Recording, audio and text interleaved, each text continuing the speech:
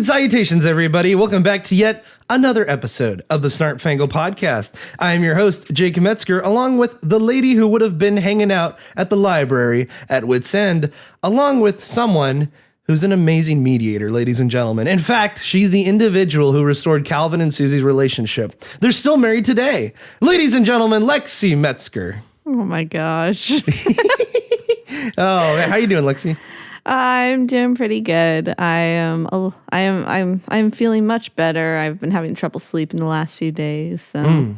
Staying up too late or just trouble falling asleep or? Oh, like both. I'm just like, it was a little stressful these last few days, but now I feel better. I got up early. I did my chores. I actually ate breakfast, took pills, and I am ready.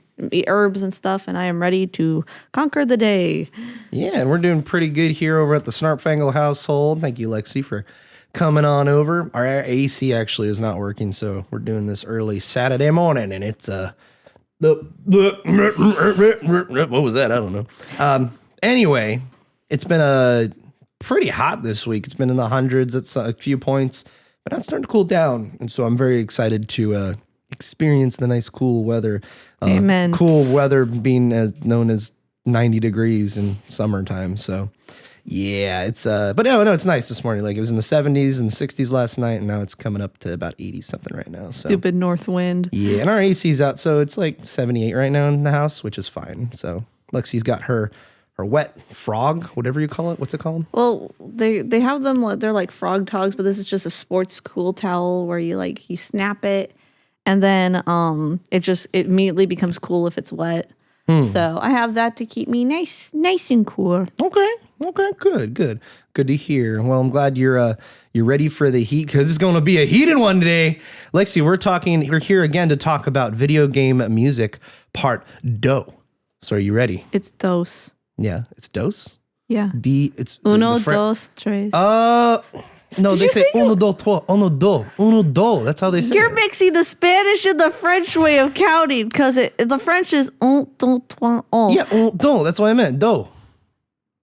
I thought you meant dos because that's dos is, yeah. Spanish for it'd two. be correct in any way. So it'd be tool, Oh my it'd be do, it'd be dos. By the way, tool is in Korean, guys. So Hana tool, 1, 2, set 3. Anyway. You learn something every day here on Snarp Fangle. You learn something every day here on Snarp Fangle. So, Lexi, I want to ask you, actually, how do you want to get started on this? Do you want to go through something first on your list? Because I have another 5 titles to go through. I got 13. Or, no, you have 13? Okay, I have 6. Sorry, 6. So, but you can see in the doc, right? So don't go into. Do you have any of the ones on my list on your list at all? I didn't look at the doc here. So I have God of War. That'll be the first one for you guys. Yeah, I don't have that one. That one. Oh, I don't. I should have, though. That's a good soundtrack. That is purely nostalgic. I don't think I have any of these. Okay. Oh, I do have one. Yes! That's the one I was worried about. Okay. Dude, what? What? I'm embarrassed. I wonder myself. if we're actually going to keep all this part in as we're figuring out what order we want to go in. Thanks, audience, for listening to us. You guys are such troopers. Yeah. So, how about you pick one and then I'll pick one, okay? Okay. And then in your next turn, if you want to do 2 or 3, we can. Okay. So go to your first one. You got this. I'm just gonna skip to because we're definitely gonna cover this. Are they in any particular order? Not really. Yeah, mine aren't really on either. Yeah. I'm gonna start with Towerfall. That was done by right. Yeah, that was done by Matt Makes Games, who eventually would go on to do Celeste, but this was the first game. And Celeste is so good. That's another great soundtrack. From what I've heard, it sounds good. I've never played Celeste. It's a great game. But we're not here to talk about Celeste. We're talking about Towerfall. We're here to talk about, which is also a great game, multiplayer game. Yeah, it's a multiplayer game where you're archers and you go through different worlds, or what they call towers is the levels. And there's a desert one. There's one where you're in the middle of a meteor that's like a moon. It's called Moonstone. There's one. This is the swamp one. I don't know if it's swamp, but there's like the thieves' den, and that's Thornwood, and that's Thornwood. That's a really good. That's a really good. That's track. a banger track. Yeah. And then there's like the Frostfang Keep, which I think, according to the lore of the game, that's where the blue character is with the hood. Well, first off, what kind of game is this? It's a multiplayer fighting game where you use bow and arrows to fight each other, and there are different kinds of arrows. There are laser arrows that bounce off of things. There are bomb arrows, and then there are super bomb arrows. And you can do little modifiers to the game. So like when your character dies, you can actually come back as a ghost, or you can choose that when your character dies, your body explodes. And so bomb arrows. Yeah, and you can unlock characters. Oh yeah, and there's you can unlock different characters. I think if you purchase it today, I would have to say excellent soundtrack, really, really good. You basically Smash Brothers with bows and arrows and just jumping. You don't punch each other at all. It's pixelated, but I think it's a very nice pixelated. Like I said, it's like Celeste. Yeah, Celeste. So if you're aware of Celeste, it's basically this is the predecessor before that game. This is a multiplayer game. Originally, you remember the Ouya, Lexi, the Android console? Yeah, that was. Yeah, I think I remember that. Yeah, wasn't it a PlayStation thing? No. Ouya was a crowdfunded I think it was $50 or $100 console that people were trying to release. This company crowdfunded it. It got like a couple, I want to say, I could be wrong, probably like $4 million. And their goal was like 500,000. And they went and they made this console with people making games for it and everything. And it was Android based, so you could port pretty much anything from Android over to it. Yeah. And play anything on there. But it was a complete failure and flop. But the one good game I would say that was out of that console was Towerfall, actually. And that's where Matt Makes Games got his start. And then he ported it because it was on Ouya and then PC. And then he got it on, I think he got it on PS4. Yeah, there was PlayStation, and then and then after that, it was like on nothing until I believe the Switch came out.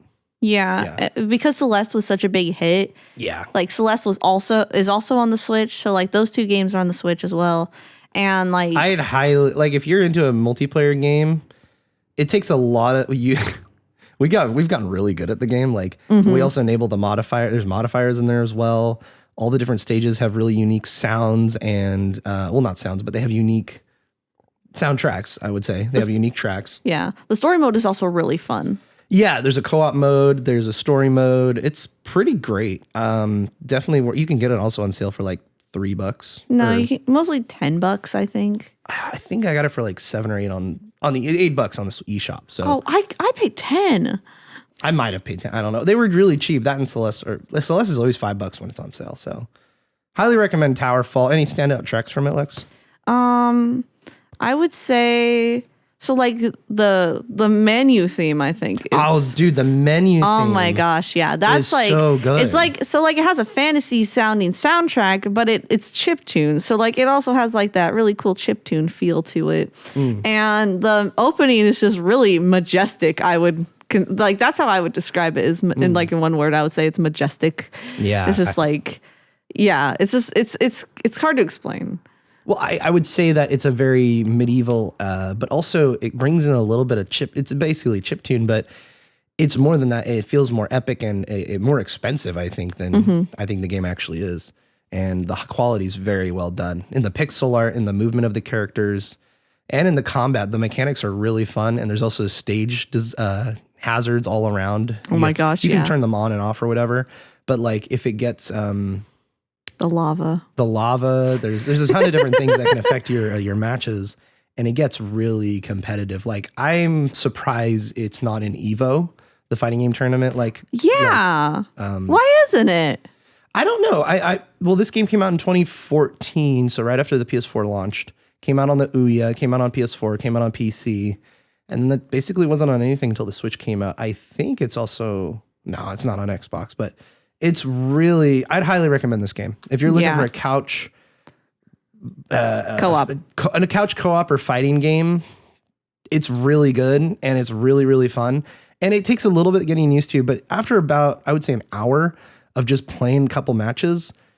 And the matches are quick too. You can like get kills and there's different modes. highly recommended. Great music too. So I'd say Thornwood's probably my favorite next to the menu theme. I like Thornwood's really good. So like I like Thornwood. What's the one in the desert? That one's also really good. That's Dance of the Sun God.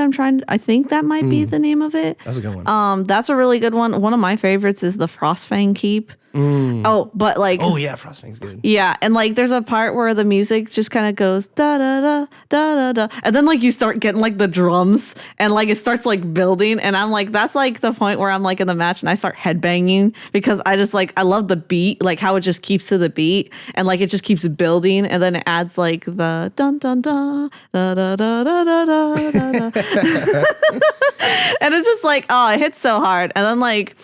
One of my like absolute favorite tracks also is Backfire, where you're in the mines. Oh yeah, Backfire's the best. Oh my gosh, with like the level with the bomb arrows. yeah, that's the first one with the bomb arrows, and it's just I just like because suddenly you're fighting it, and then suddenly the music goes da da da da da.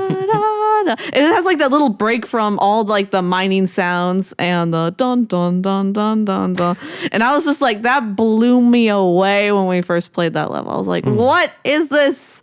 It's beautiful. It's pitiful. It's a fantastic game, fantastic soundtrack. There are so many memories. Oh yeah, of playing that game, and like every time when I was still living at home and we were playing it. Every time people would come over. Every time people come over. Every party, New Year's, birthday.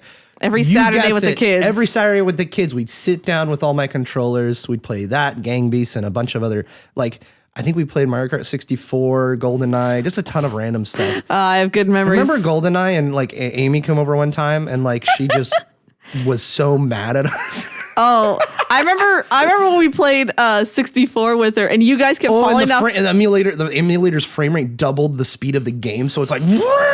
Also, like if anybody doesn't know, the level Choco Mountain. What is oh my god! It's the worst Mario 64. Jake and Amy would just like they kept falling off the sides, and the first lap at the same time. So after a while, I figured out how to do it. So I just went really slow around the corners. It was awesome, I would say. What I would say is, anyway, Tirefall has a lot of memories, a lot of like dirty looks at each other, a lot of cursing, fun times. Family friendly cursing. Sure, yeah, why not? And then, yeah, it was. I mean, we were playing with, our nephews and nieces, so yeah. But excellent game, super competitive. Highly recommended and banger of music. So. It is the unknown, the not so known brother of older brother of Celeste. Yeah, that's what someone described it as online, and I think that fits it well. That was really good. All right, let's move on to the next game. I'm gonna go my turn. I'm gonna pick 2018's God of War. So didn't we talk about this last time? No, we did not. I mentioned it, but it wasn't in my top 5. Okay. Did I? Oh no, I had. We haven't listened to the last podcast. I haven't listened to it in a long time.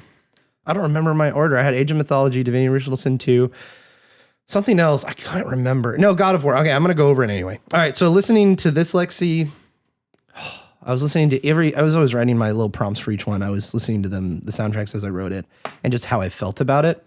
And it's kind of like how I feel about God of War. Listening to this kind of makes me feel like I've had the privilege of training my ear on a choir of men who are ready to go into battle. What? Like telling a story of misery, but of hope as well. Mm-hmm. In the opening song titled simply God of War, it sets up a magical and epic adventure, and the adventure's ready to go, ready to begin. Even the lyrics of the title theme, Lex, and yes, they're actually a translation to what the choir is singing, tell the story of what is to come. So the chanting you hear is actually, it's not Gaelic, but it's in another language. And here's the translation to English. So it's like, don, don, don. So in translation, it's like the first few lines are as follows: exiled God, father's shame, mother's hope, child's trial. And then you go into, in the middle of the song, it says like, he suffers, he needs a father, not a God, talking about Kratos' son, Atreus. Oh, boy. And then at the toward the end, this is one of the last lyrics. It says, blood's curse, I have no redemption, wound burns, settle the past. It's beautiful. It's a thing of beauty. And Bear McCreary is so good. Isn't Bear McCreary the one who did the music for Rings of Power? Yes, he also did the Walking Dead series as well, which Oh, I don't okay. really have much memory of the music in that or have it. But we remember Rings of Power.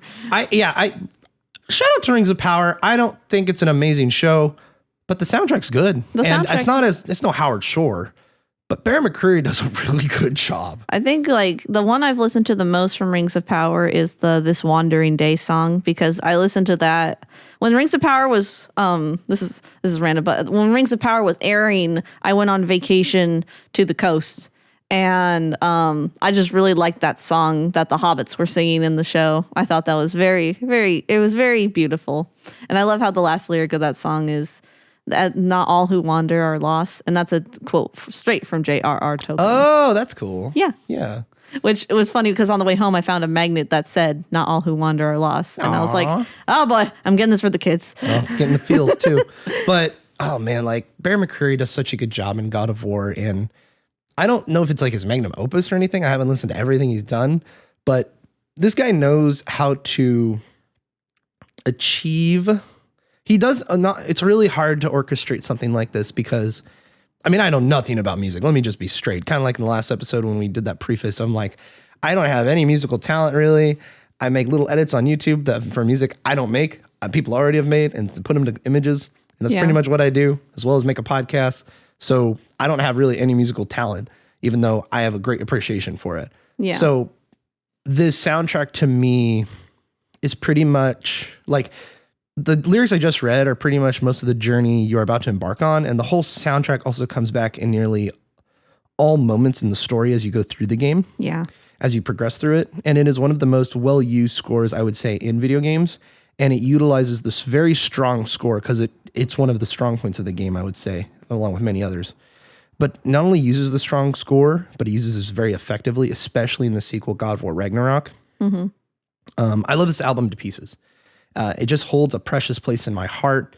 Ragnarok is excellent as well, with some new motifs that go incredibly hard, as the kids would say. I would highly recommend. Nowadays. Yeah, the kids nowadays, highly recommended to anybody out there. Even if you're not into video games, this soundtrack is just so epic and awesome and amazing, and just makes you. It's so beautiful, especially when you find out the lyrics of the main theme. But speaking of the main theme, that's the first one I would recommend, as well as the following, such as Memories of Mother, Magni and Modi, which is a boss fight theme, which is awesome, as well as Valkyries, which is probably my favorite track because Valkyries are side bosses in both of the games, and this theme plays, and they're the hardest bosses in the game. And as you play through it, this music continues playing, and I never get tired of it. It's really great. And then the last track would probably be Deliverance. So. I remember also listening to this a lot when I was doing finals when I was in college, and it really got me through a lot of my labs and a lot of my projects I was writing up and getting through. So I think video game music is really nice to put on in the background, whether you're studying for finals or like lately I've been using it for writing. Well, it's all instrumental too. So yeah, that does most of it. It really helps a lot. So in fact, I was listening to that new game from the guys who made Sonic Mania, Penny's Big Breakaway, and it's such a very delightful, fun, rompy, like boppy soundtrack that's really great. And I noticed that when I played the demo, like it was very like upbeat and stuff.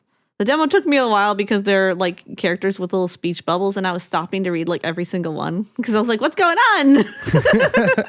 Yeah, it's a delightfully wonderful soundtrack so far. I haven't finished it, but I also need to play the game as well. But shout out to the guys who made Sonic Mania. They know how to pick their good people who get their soundtrack together and their sound design and all that. So you want to know something fun I learned about the creators of Sonic Mania? Sure. So the guy who did they started making fan games, right? That's how they started. Yeah, and then the guy who did the sound, I don't remember if it was the sound design or what, but it had something to do with the sound for Sonic Mania. His name is Falk Ao Young, and he's one of the composers in No Straight Roads.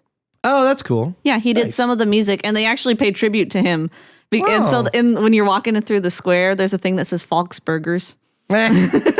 That's funny. Well, it's funny you say that because I don't know about the first game, but in the sequel, God of War Ragnarok, there's a character you meet like right in the beginning that's like on the side that you can that you're just walking. Oh, not in the beginning. In the first like a level you're in, like the main area you go into, you're exploring the city, and then like you see literally Bear McCreary with his like little mandolin his hurdy-gurdy, and he's like playing it, and there's like a dog next to him in the bar or whatever, and I'm like, oh my god, that's Bear McCreary, and he also pops up like later in the game as well. It's really delightful. Yeah, that's fun when they pay tribute to like the musical people in the games. Oh, it's a little Easter egg, but also tribute's nice, like just your little staple in forever and placed in this, as well as like in your work of art. So besides the music, so.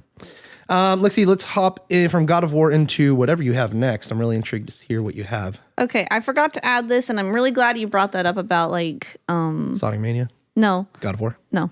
Fire Emblem? Stop it. Big teeth.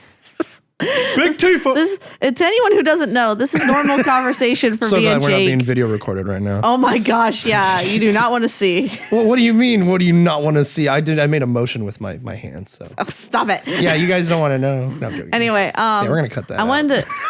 Thank God. Okay, Lexi, what's your next pick? All right. I'm really glad you brought up that thing about like hints in games, because I wanted to talk kind of about not just one game, but like the company that like, because they haven't made a lot of games, and that would be Bastion and a bunch of Supergiant games. Oh, Supergiant, yeah. So like Bastion. Great choice, by the way. Yeah. I can't believe we didn't bring him up last time. Yeah, I was listening to it because I have some of the music on my MP3. Yeah. And I was listening to it, and the music was mostly all done by, what's his name? Dang, it's Darren something. It's Cobe. Wait, I have my Spotify. Give me a second. Darren, not Aronofsky. Here, I have video game soundtrack. All right, I'll let you do it. It's like Darren. It's Darren P. something Pascal. It's like a Russian name. Darren Korb. Okay, never mind. Darren Korb. Korb with an O? Yeah. No. Korb? Look, here's my phone. Look at this. It says Darren Korb, K-O-R-B. Okay, cool. K-R-B. So he does all the music for even Hades? Yeah, he did the music for all the Supergiant games. He did it for Bastion, Transistor, Pyre, Hades, and now Hades 2 is coming. That's coming out. That's cool. Nice. So like what I think is the way I was introduced to this game was not just like, Alan Chelsea playing it from that free key that someone gave us. And they're like, you mean the pirated copy of Bastion that they gave him? So they're all like, we got a link to a website where you can download a bunch of games for free. No. Like, and you could use as much as you want. And so they had us down. So we got to download Braid, and Limbo, Bastion, and I don't remember the other like 2 or whatever. Yeah. And so that was kind of our. Which I feel bad. I need to buy the remaster of Braid that just came out because I feel bad. I hear it's fun. I've never played Braid's it. a very, very in-depth puzzle game about time like manipulation. So. Yeah, that's not Supergiant though. Bastion though is. So like I've only like seen a little bit of it because I watched. Don't worry, Supergiant. I bought it on Switch. I bought it on Switch too. Like 10 years later, but yeah, we bought it on Switch. Hey, it's on like the Google Yeah, it's Play on iPhone. Store. You can play it. You play it on your phone. Yeah, like, and Bastion's a great phone game. That kind of blew my mind when I found out about that. I'm like, you can play Bastion on a tablet or your phone? You can play Knights of the Old Republic and multiple Final Fantasy games on your tablet as well. I know you can play Final Fantasy Crystal Chronicles. Yeah, Crystal Chronicles on there. But whatchamacallit. But with Bastion, I played it in 2021 for the first time, and my first introduction was music. Because there are 3 songs, well, technically there are 4, but the 3 songs in the game, the main songs are Build That Wall, which is sung by, what's her name, Ashley something. And she sings in basically all the games with Darren Korb of Supergiant. And there's a song called Build That Wall. And then there's a second song. Can I bet that dog? Can I bet that wall? Can I bet that dog? Can I build that wall? That's not the song. Oh, it's not? Can I pet that dog? No. But then the second one's called Mother, I'm Here. And these 2 songs are to represent the 2 of the side characters you meet in the game.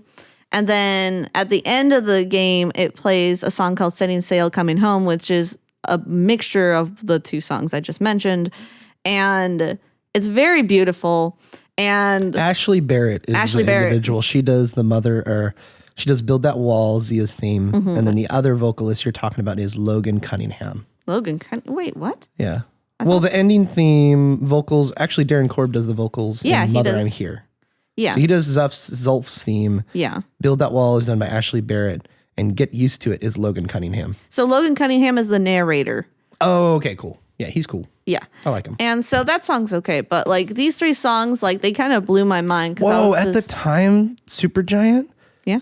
I'm looking at the Bandcamp page, and it says the Supergiants in quotes, and then it just lists 1, 2, 3, 4, 5, 6 people in the whole development team. That's awesome. This game came out in 2011, by the way. Yeah. And Bastion's awesome. Yeah, it's a post-apocalyptic game, which that's not my favorite. Like a top-down exploration fighting beat 'em up kind of game is how I describe it. Yeah. And very, very cool. Yeah. Great stuff. But what was funny was that the same time, like I started listening to the 3 songs and the music for Bastion. I mostly listened to it after the rest of the music after I played the game. But around that time, a certain musical came out that had that same folksy, dark feeling. Oh, yeah. And that, my friends, like this is just No, wait. It came out, the one we heard it came out before the official Broadway release. Yeah. What year was that? I think that was 2013, 14? The 15? Official Broadway released in 2018 at the end of the year. But what about the concept album? The concept album was 2009, 2010. Yeah, we knew it before it was cool. Yeah, we had that bootleg CD our friends gave us. And that's how and friends, what we're talking about is, it premiered in 2006, Lexi. Hadestown. Well, I think they went on tour. And then they went on tour in 07. And then we didn't hear it till 09. And then around this time, we were playing like Bastion and stuff and all that kind of thing. And they sound the same. They sound very similar, the concept album for Hadestown. Which is the superior version. Yeah, it is the superior. Opinion. It is the superior version. I mean, I could go into a whole nother topic. We can go to a whole nother topic about the musical, but it's funny how these two things correlate, because when you listen to Hadestown, it's pretty much very, very similar. And it's funny because even though it's similar to Bastion, Hadestown takes place in Greek mythology, which Supergiant then visits in their very, very famous title now, Hades. One thing I should mention is that one thing I liked about Hadestown that kind of reminded me of Bastion was that Anais Mitchell, who wrote, composed, and even played in it as the main character, the main girl Eurydice, she did her own vocals in there, and she has a really pretty voice. And that kind of reminded me of Build That Wall, because the girl Ashley Barrett. The way you say that, I can just think of the meme. I'm sorry. Build that wall. Well, what's hilarious is that gonna bend that down. Stop it.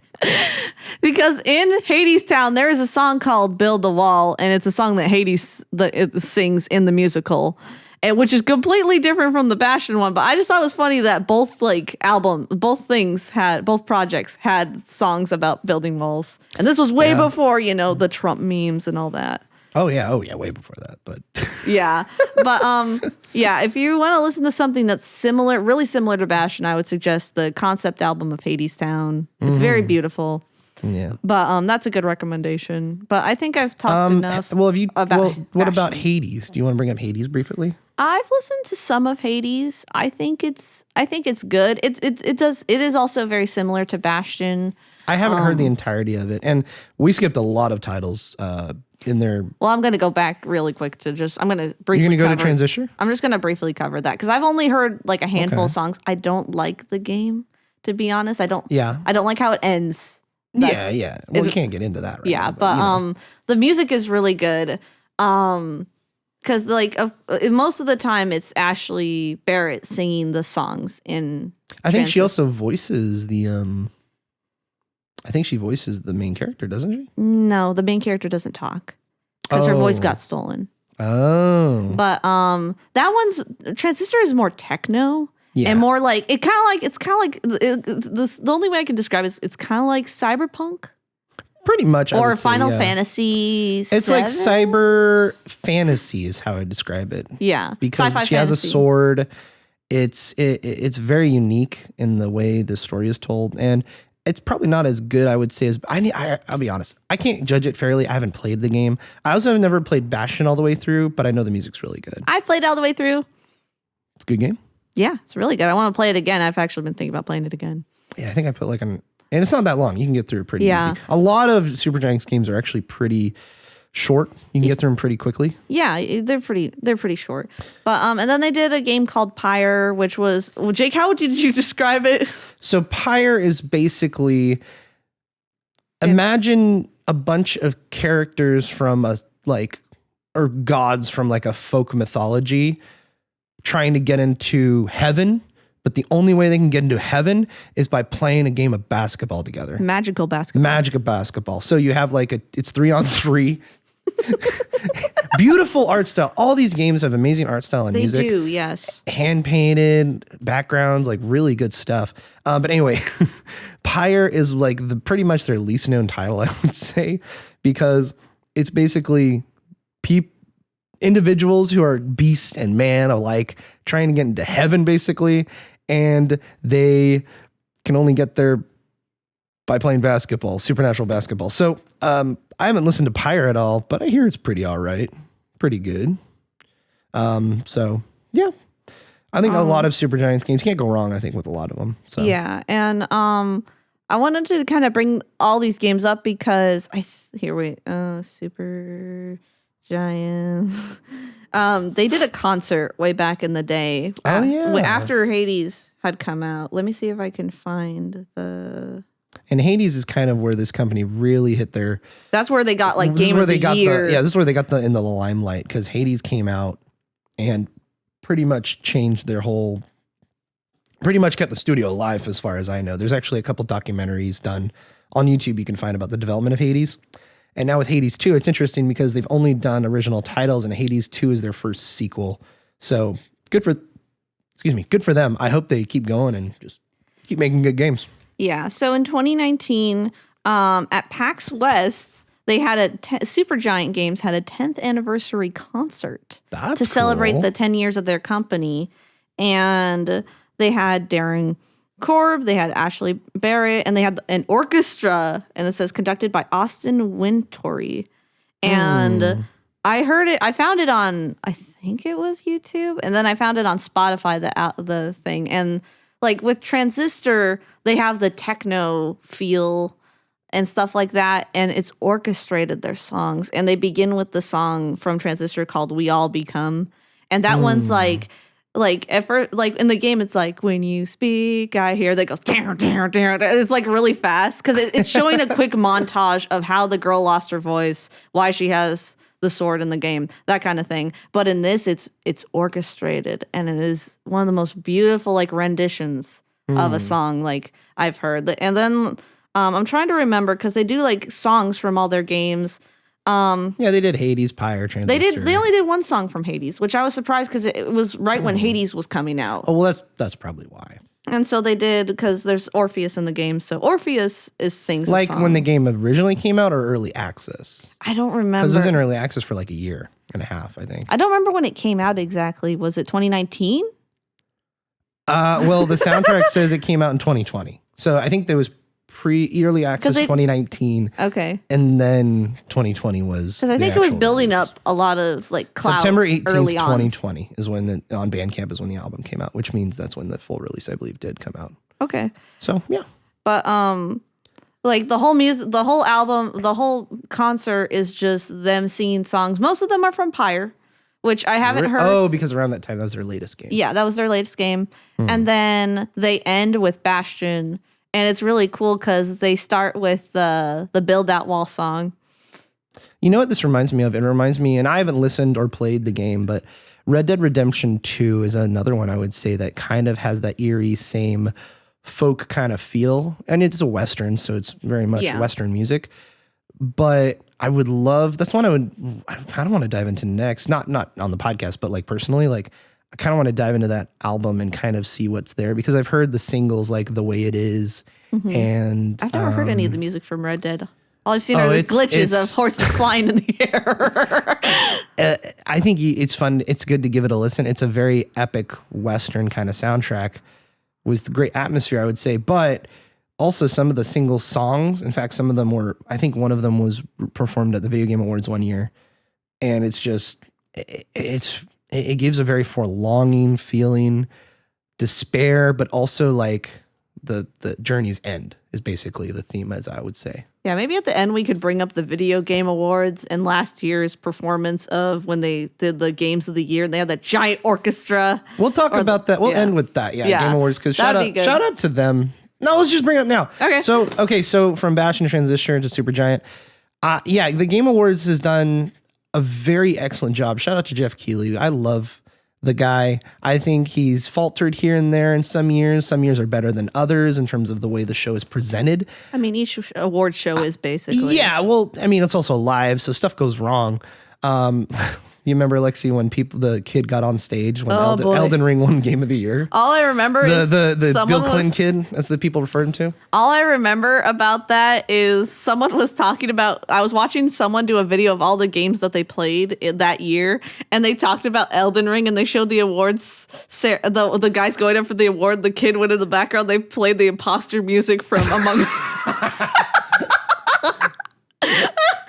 Oh man. Well, yeah, I remember watching it and I'm like, it's funny because I didn't notice the kid in the background, but you got Miyazaki, the creator of Elden Ring, Dark Souls, all that stuff, go out stage, accept the award. His translator's translating for him, I believe. And like his group is behind him, right? Well, turns out somebody's not supposed to be there. And some random Eastern European kid is like standing in the background with them with long hair. And he looks like 18, 19 or something like that. I want to know how he got on stage. So he walked up with them. So he was like, they were walking by and he just walked right in with them. And right as Miyazaki got done talking, the camera goes to the wide shot of the stage and like, it's about to close. And then you hear his voice on the microphone. You're like, wait, what? He starts saying, I want to dedicate this reward to my lifelong mentor, Bill Clinton. And then like in that same wide shot, before it cuts back to him start talking, you see security swarm the stage like from all angles. And you're like, whoa, it's just like little dark ants like moving in on him. And like Miyazaki and them were like, who is this guy? What the heck? And then like, I was a little behind on the live stream. So like I went to Twitter randomly because I was bored at one point. And everybody started saying, it's the Bill Clinton kid. I'm like, what the heck are they talking about? And then I'm like, oh, thanks for spoiling Elden Ring won Game of the Year. And then like, I get to that clip and I'm like, what the heck? What? So they got assumedly better at their security. They last year they did really. I think last year was a really, really good year. Okay, so it's funny. So Elden Ring happened that year, right? Mm-hmm. The next notable one I would say is when Christopher Judge won Best Performance for God of War Ragnarok. And after this, we're going to talk about the music. But he gets up there, Lexi, and the music starts playing like probably 45 seconds, a minute after he starts talking, right? Oh, no. He keeps going. And he keeps going, and they don't stop coming, and they don't stop coming. He went for 8 minutes talking about his acceptance speech, and like I'm surprised security didn't get up. Yeah, right. Well, like they played the music, and I'm like, I'm watching this, and everybody I was like, oh, dude, Jeff's probably like, dude, what the heck is he doing? Why won't he get off the stage? And then they came back last year and made fun of it, which was really nice. Like he comes up to give an award and then he's like, he starts talking and immediately as he starts talking, the music starts playing. He's like, you mother effers. Oh my God. He's like, oh, dang it. And then he walks away and then he's like, oh, I'm joking. All right. Let's present the award. I think you have a particular soft spot for this last year's Game Awards because they did the song from Alan Wake. Yes. Like that I haven't played Alan Wake 2, but I'm playing through the Remedy games right now. And Alan Wake 2 has this like whole dance sequence and song in the game that's actually in the game. And you can look it up on YouTube. And it's like amazing. So there's that. But the orchestra is what we're talking about. The one cool part about the Game Awards, as we finally get into the point where we brought the Game Awards. Oh, okay. There's a lot of wacky stuff with it. Pretty great show. Last year was a little fumble in a lot of ways. But anyway. We're not going to get into that. The orchestra, they have played live throughout the entire thing, kind of like the Academy Awards, which was really neat. And the orchestra is really cool because they play, before they present Game of the Year, they play the main theme and a whole suite of all of the games that were nominated for Game of the Year. So say you had... There was Last of Us? Last year you had, for example, Alan Wake 2. You had oh my God, I'm blanking on games. Me You had too. Alan I Wake watched 2. it, like, You had multiple Tears of the Kingdom. Yeah, Tears of the Kingdom. Alan Wake 2. You had all these games that they would like merge into each other, and like they would play them and have their own separate portion throughout the them playing it, and then they would go into the next one, and then They did so the transition into each song was so well. They would transition, done. and it was really cool. They always do this. It's such a cool, unique thing that they do, and it's awesome because it also honors the music of video games, which is awesome. So Yeah, as well Tears as, like, of the best Kingdom had soundtrack a and stuff. banger Oh, dude, theme yeah. in the trailer, like in that last trailer. It's like as soon as you hear Link, you hear that saxophone. It's like Saxophone. Like, do you remember the trailer where it's I like think so, he yeah. will be our last line of defense, and Zelda goes Link, and then Saxophone? there's a saxophone. No, in there's it. not a saxophone, Lexi. It's That is a saxophone. I'm not going to look it up right now. It's not a saxophone. How did you see? Lexi, the trailer before the game came out, right? Yeah, it was the last trailer. It's not a saxophone. That's like an altophone or like a flute or something. Haven't you seen the meme? Or a trumpet? Are you talking about a trumpet? No, have you seen the meme with the seal with the What? saxophone going in circles? People are like, this is the breath of the Tears of the Kingdom trailer, and it's like dear. It's like Lexi, that's not a saxophone. That's something else. I don't know It what it is. sounds I'm not like a musically inclined, so I don't know what it is. me either, I but don't even it remember sounds like what it sounds saxophone like. to me. We're having the harpsichord argument all over again. Okay, it's probably a something. Anyway, But anyway, about Supergiant Games, going back to it, I just think that concert was really well done.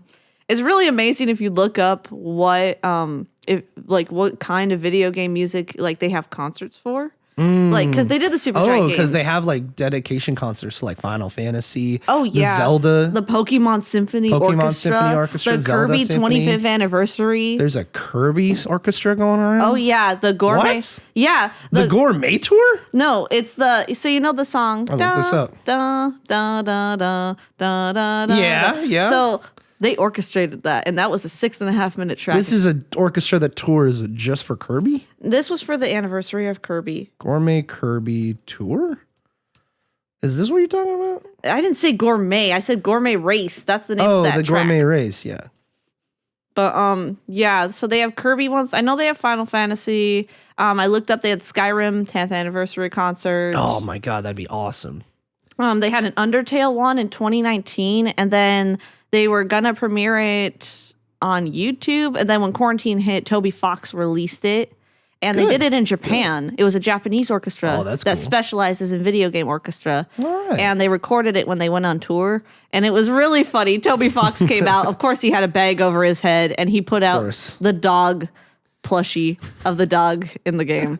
You can buy But- this right now on TobyFox.com. So you can buy the soundtrack for the live performance, okay. but only on Fangamer, the Japanese Wait, website. they orchestrated the Undertale soundtrack? No, they did a live performance of covers of Undertale. Oh, okay. So Music. they did chip tune and all that stuff. No, they did. That's what I'm saying. It's orchestrated. It's orchestrated, yeah. Oh, that's really cool.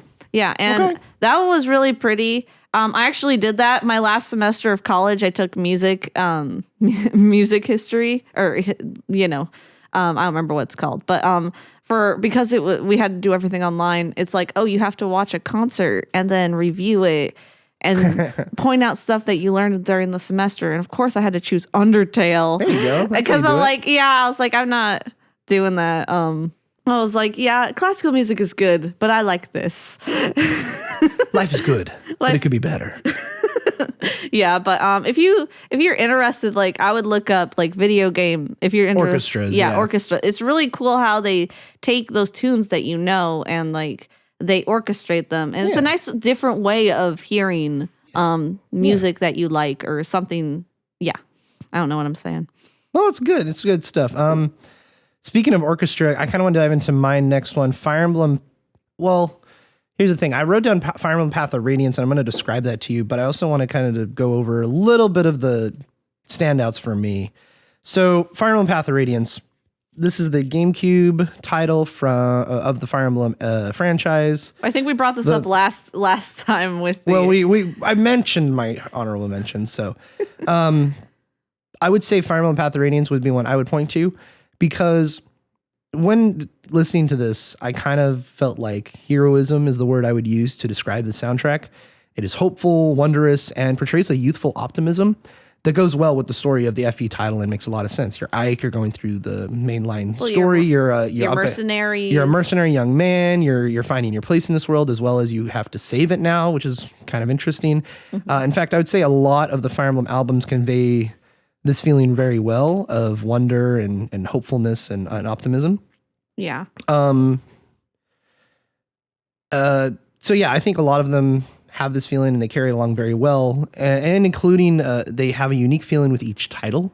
Like, for example, Awakening, the debut title on 3DS, you get this album filled with what I can only describe as a breath of fresh air, and that conveys through the entire soundtrack, which suits this title nicely since it was the last hope for the franchise. In fact, and thankfully saved it. So yeah, we wouldn't have gotten Three Houses at all without Awakening or any of the other 3DS games. But Awakening was the last game they were going to do because it wasn't selling very well. So they were going to kind of scrap the whole franchise if this one wasn't successful. And thankfully it was. What's that line? Awakening walked so Three Houses could run. Yep, exactly. Yeah. And so with that, I would have to say as well, Sacred Stones is the next I would mention. It gives a feeling of dread. This is the game I'm most nostalgic for, I think, out of the whole franchise. How old were you when you played it? Because I was probably like 7 when I started, but I couldn't like comprehend the game or the mechanics at all. And I don't think I beat it till I was like 13 or something. I remember playing it when we went to the Paul Bunyan Trees of Mystery. I think every camping trip I probably played this game. Probably. Every camping trip I remember. That's probably why I have so much nostalgia for it, because we would go and make happy memories camping with the raccoons. And then you hear in the corner around the campfire.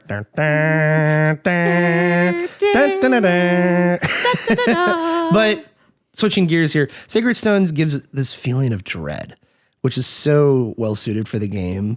And like the game efficiently, it's suited to it so efficiently since the kingdom in the game. In the story, the kingdom has a mass amount of darkness taking over the land, literally, like there's monsters roaming freely, terrorizing citizens, and a throne that was stolen and is now in control of a corrupted individual.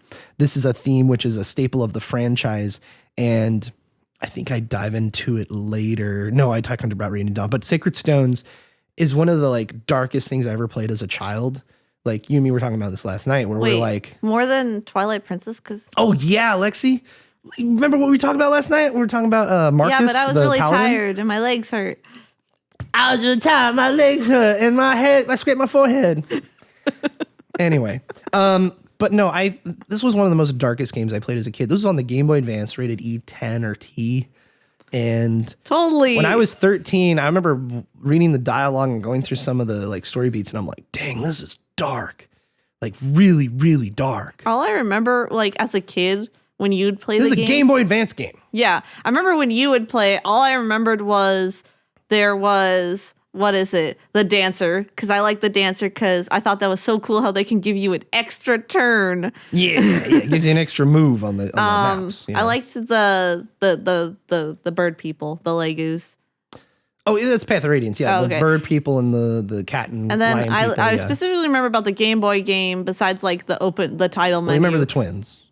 Not yeah, I remember that they were brother and sister, and I thought that was so cool. And then I remember being like so crazy, that's so dramatic that they get separated. And then there's that one map where you have to get them back, and the enemy's in the middle, and you have to fight your way to get to the brother and the sister so they can meet up again. And I was just like, that's so cool. And then I remember the dragon girl that just completely obliterates everybody in her path. Yeah, she's like this little girl, and she turns into a dragon that breathes fire on people. Yeah.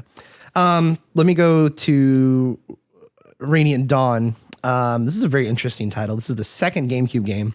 So this is all just Radiant Dawn was on Wii. Sorry, excuse me, Wii. It was the first Wii and only Wii Fire Emblem title. I wonder why. Yeah. Well, it invokes a feeling of political turmoil listening to the soundtrack. Nation divided, sound of desperation, of identity stripped from those who have lost the war. There's a lot more politics in this one. And a feeling of lost identity since the losing side. The losing side, which, let's see, wait, what am I feeling? Since the losing side, which is the main focus of this game, have been aligned incorrectly and have been closely situated with the Mad King, who originated from these people. So in the sequel, you play as the losing side, the game, the bad guys, the country you were trying to fight against in the first game. So Ike and his crew went, they fought this country, they lost, or Ike won, and, victory for everybody, right? But the citizens, it's really interesting how this game takes another political turn and focuses on the citizenry and how they're suffering under the rule of the people that took them over. Like, it's very much echoes stuff like in real life when people overtake countries. Did you just say echoes in the context of Fire Emblem? Yeah, I did, yeah. Okay. So anyway, Fire Emblem's no stranger to this. On the SNES, there was a game called Genealogy of the Holy War, which dived into a lot of that stuff and had a lot of very similar dark themes. Politics, time travel, all that kind of stuff. But something I want to say about Radiant Dawn is I appreciate about this and the GameCube games in general, the Wii game, especially Radiant Dawn, is that it puts you in the shoes of those recovering from a losing war, resisting against the side you played in the prior entry. Conflict is the feeling you get from listening to this. You hear the old motifs in multiple tracks, but also hear new elements introduce themselves as you go through the album. Radiant Dawn is a great soundtrack with over 100 tracks included from the game. It is daunting to listen to at first, but it is worth listening to regardless. And my picks of Path of Radiance are this, which is Lion King Kingus, The Black Knight, His Father's Son, Power Hungry Fool, Puzzling Truth, and Young Warriors. I would recommend all of these tracks. They're really great. Lexi, what do you know about Fire Emblem Path of Radiance, and do you have any comments on it? I remember any of the Fire Emblem games I mentioned. I mostly remember, like, for Sacred Stones, I remember the title theme because I liked watching that because it gave you descriptions of the monsters, it gave you a description of all the classes, which was basically just the main theme of all the Fire Emblem games. Yeah, which I didn't know at the time because I was a little kid. Yeah, this was like my first Fire Emblem game I played. I think Island Chelsea had the original one on Game Boy that we had over here in America. That was the second one in Japan. But our first Game Boy Advance title, we had it, but I always had Sacred Stones with me, and I kind of kept it. I still have it with me, actually. So, very special game. Yeah, it is special. Like I love that soundtrack, and I think it's great, and I'm very nostalgic for it. But I want to bring up Path of Radiance because it's, I think, one of the very first orchestrated ones. Yeah, well, and it's really strong because it was on the Wii. It's kind of like the same thing. It was on the GameCube. The GameCube. It's kind of like the same thing with Pokemon when they had the GameCube ones because they took, it was mostly original, but then they had like when you would fight, like in battle mode, that would be like remixed versions of the chiptune Pokemon game. So that's kind of the same thing in this situation. Is like they would take songs from the Game Boy games and the SNES games, and they would put them in a more like non-chiptune, reorchestrated kind of MIDI remix. So yeah. But I'm trying to remember because I always remember the preparing music. I'm trying to remember what it's called, where you're just choosing your troops, and I don't remember if it's in Sacred Stones or Path of Radiance. I don't remember. Well, also it's good to mention that a lot of the things you hear in pretty much every Fire Emblem game, a lot of the themes you hear are remixed and reused in every title, basically. Like you go to Sacred Stones, you hear a lot of the very similar stuff in Path of Radiance. But Path of Radiance brings a lot of new stuff to the table, orchestrated. Even in Awakening, which I haven't, I played Awakening, but like the soundtrack is very much airy. It's a really good soundtrack and it fits the game well, but I wouldn't go out of my way to listen to it on its own. It's also kind of, as David used in our talk about Shutter Island or Stay, it's very hostile to the listener, I would say, just because of the titling. The titling makes no sense. It's all quotes from different conversations that are out of context that you're not aware of. Wait, is that the one with Chrom? Awakening?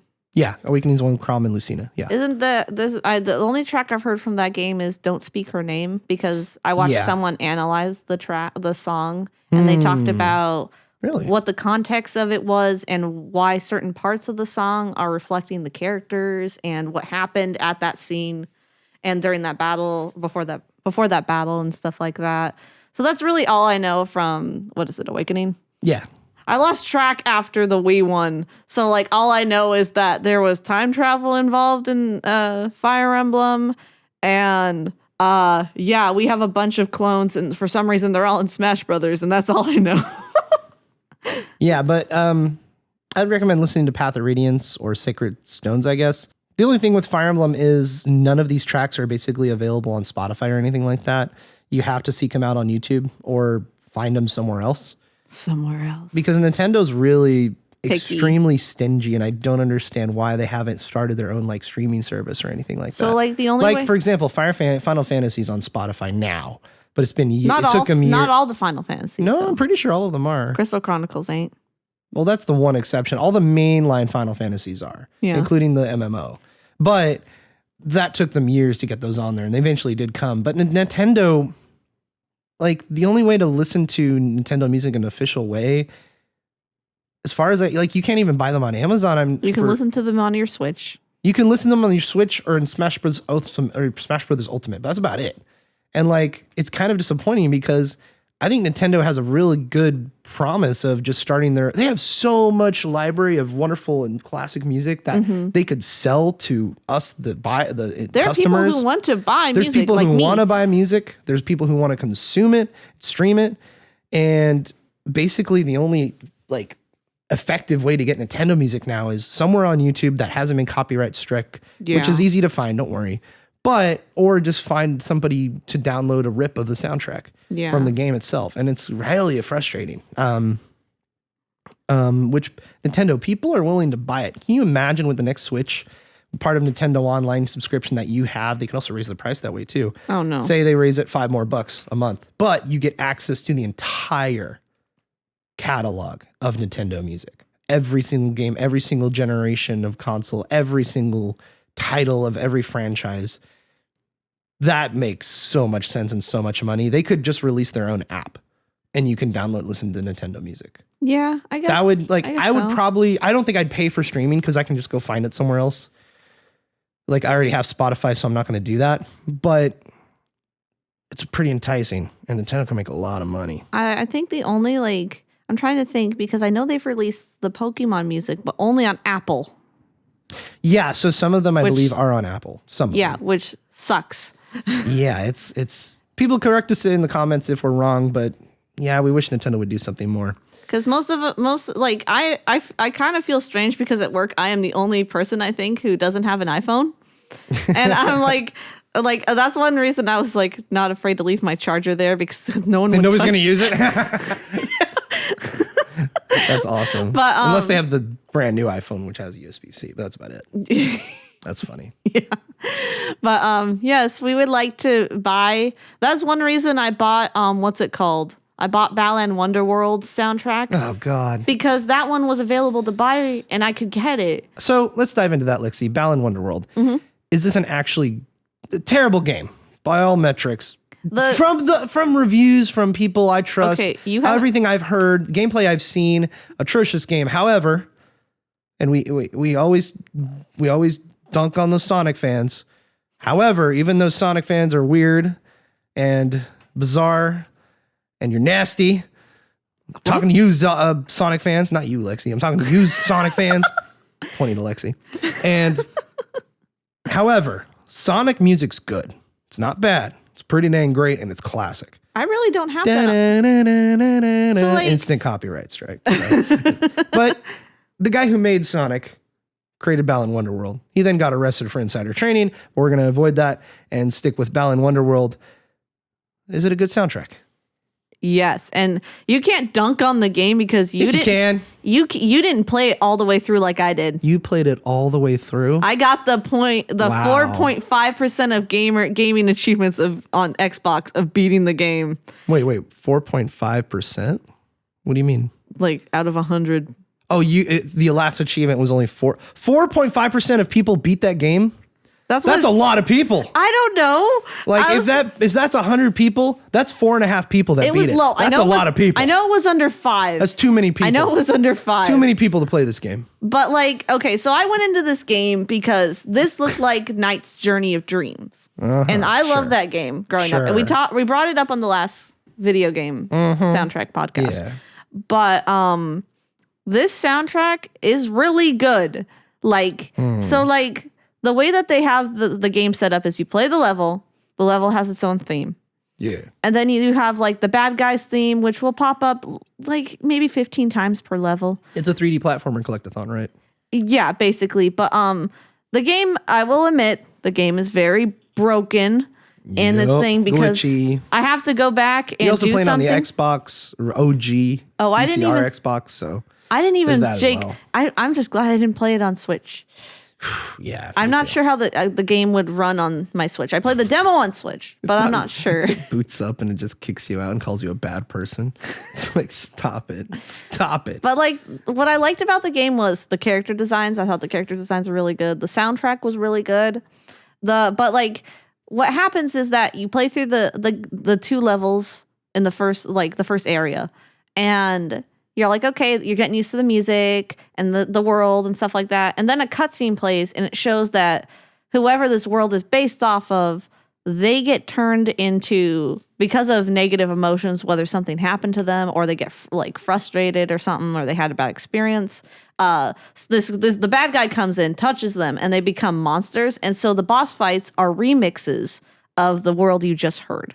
The world theme. So like the second world you go into is all sea themed because it's about a diver and how she and how she made friends with a dolphin. And then when you find out her backstory is that she got stuck in an undertow and she lost her diving equipment, and so she almost drowned to death. What does it have to do with the soundtrack though? You're explaining the story of the game. Well, never mind. I just went through and explained the story of Raining Dawn, so whatever. Okay. But when you get to her, when she gets turned into a monster, suddenly like that really calm, like soothing, like ocean music suddenly gets turned into like this highly like stressful orchestrated music where they speed up the music, and you have to keep moving so that way she doesn't hit you and stuff like that. And I think I think the music is really like charming in sections. There's one track that sounds like Professor Layton, where you're going through all these clock towers and stuff like that. That level was a pain, but we're not going to get there. But I think the music is really good. I really like the final boss theme. Like, I think it deserves a place on my favorite like boss themes in video game music, which I think that could be a whole podcast within itself of that best boss themes. But yeah, I think the music is one of the best parts of the game. I paid for the soundtrack digitally. You don't want to know how much I paid for it. I'm not going to ask. Yeah, it was the same as Octopath Traveler on Amazon. Oh, I didn't know you bought the soundtrack there. No, I didn't. I didn't want to pay. I was like, I'm not going to pay that much I'm not going to pay $20 for a digital soundtrack. And then I went and I just bought Ballad Wonderworld soundtrack just to show people that I like the music in that game. But yeah, I like that game. I have been tempted to go back to it, but the glitches and the hardware of just having to play through the game and get around roadblocks has made me bang. I was banging my head against the table basically when I played it.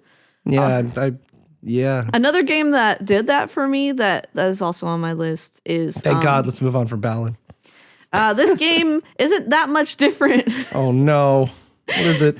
It's the Nightmare Before Christmas Oogie's Revenge from Xbox in 2004 or 5. That's fine. That has more class. That's fine. Well, you're the one that played it, so it was. It was in a bundle of games that I bought a lot on eBay. And that's like a really expensive game to get your hands on. I got Obi-Wan, like Star Wars Obi-Wan. I got Half-Life 2 on Xbox, and I got that. This was all, I think, $60 or something like that. Which, dang. And I had that plus 20 plus games on Xbox. OG. It was crazy good deal. It's fun to go back to the Xbox that you got. But It is.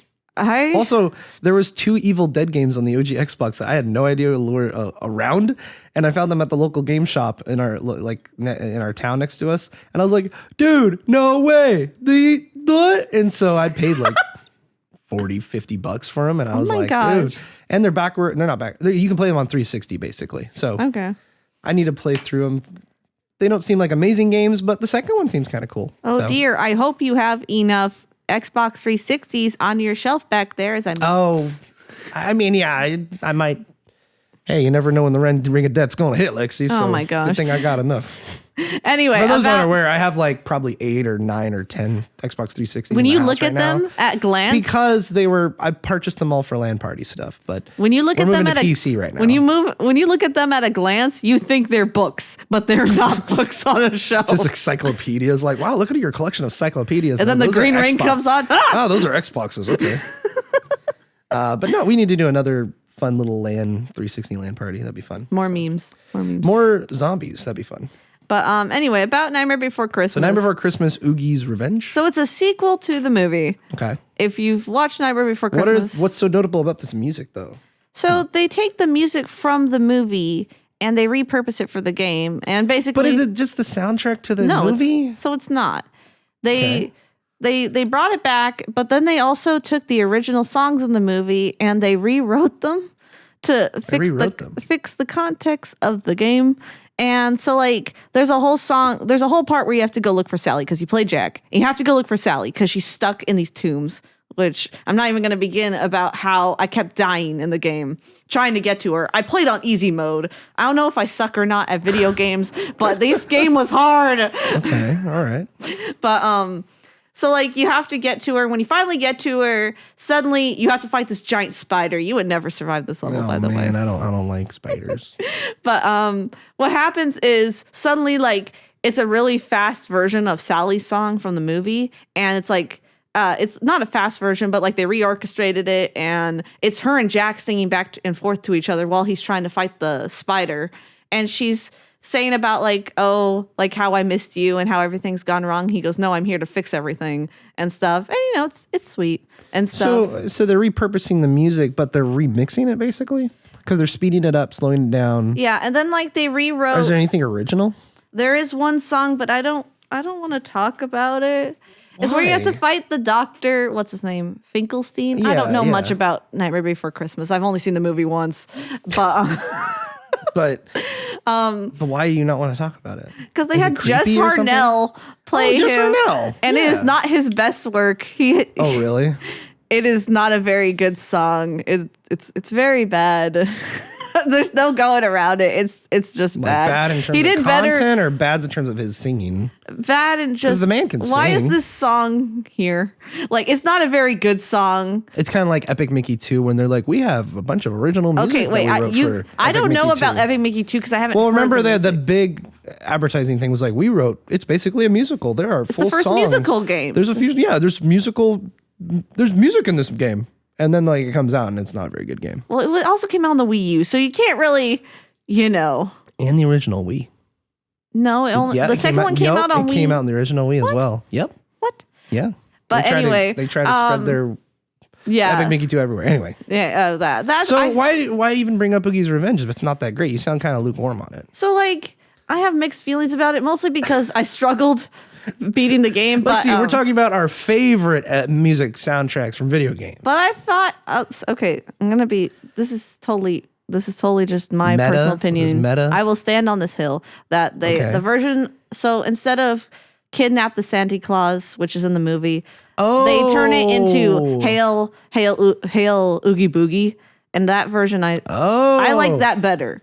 So these are actual remixes that are worth listening to. Yeah, that's the one I would recommend. I like that one because I did not like Kidnap the Santa Claus in the movie. No, it's my least favorite song. Yeah, it's a good song, but I didn't like the lyrics. You can't go wrong with Danny Elfman. And, like, in the game, you have to fight all three of those little brats, and they sing that song. And I'm like, okay, I can stand this song now because they also have Jack singing in the song because he's trying to fight them and stuff. And they're all like, we're going to destroy Halloween. Do the voice actors come back at all? All of them did except for one, I think. One person. And I don't remember who it was. Like, even the guy who played Oogie Boogie came back? Yeah, Ken Page. Wow. And they had him sing, like, that's cool. 3 or 4 times in the game. That's really and of course, it's the Oogie Boogie song, but they just changed it with every place you go to. And it's interesting because you can't really play this game at all nowadays, but you could probably find the soundtrack on YouTube, I'm guessing. How did you listen to it? So I found it on YouTube, and then I listened to the soundtrack. And I really liked the sound. I liked the background music and stuff. And I thought I did like how they changed some of the songs. I think the only song they don't change is "This Is Halloween." The funniest part of the game is when they changed "What's This," because you have to go to Christmas Town. And that's the song. I just turned down the sound to the game because instead of what's this, he's going, oh no. Wow. And then he goes, what's this? And then he goes, oh no. Oh my gosh. That's so great. Wow. That's awesome. But when I was stuck on that level for like 2 hours, I had to turn the sound down. 2 hours? Dang. That's a freaking long level. I hate that level. The levels were really hard. Lexi's basic big theme, with the exception of definitely a few games for sure, is mediocre games, all right soundtracks. Yeah. Such as it was Balan Wonderworld and Oogie Boogie. I'm glad you paired these two together.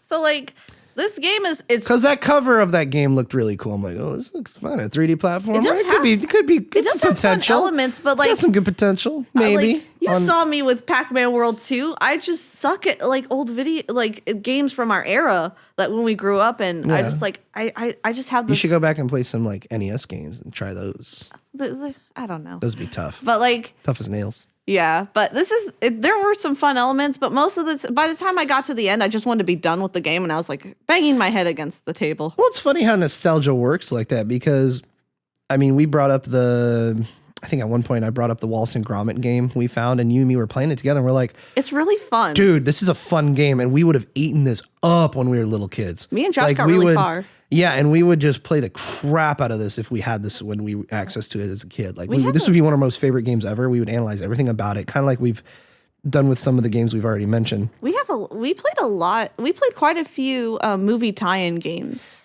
Yeah, and a lot of them, like I've gone back to the Incredibles tie-in video game. Terrible game, not good.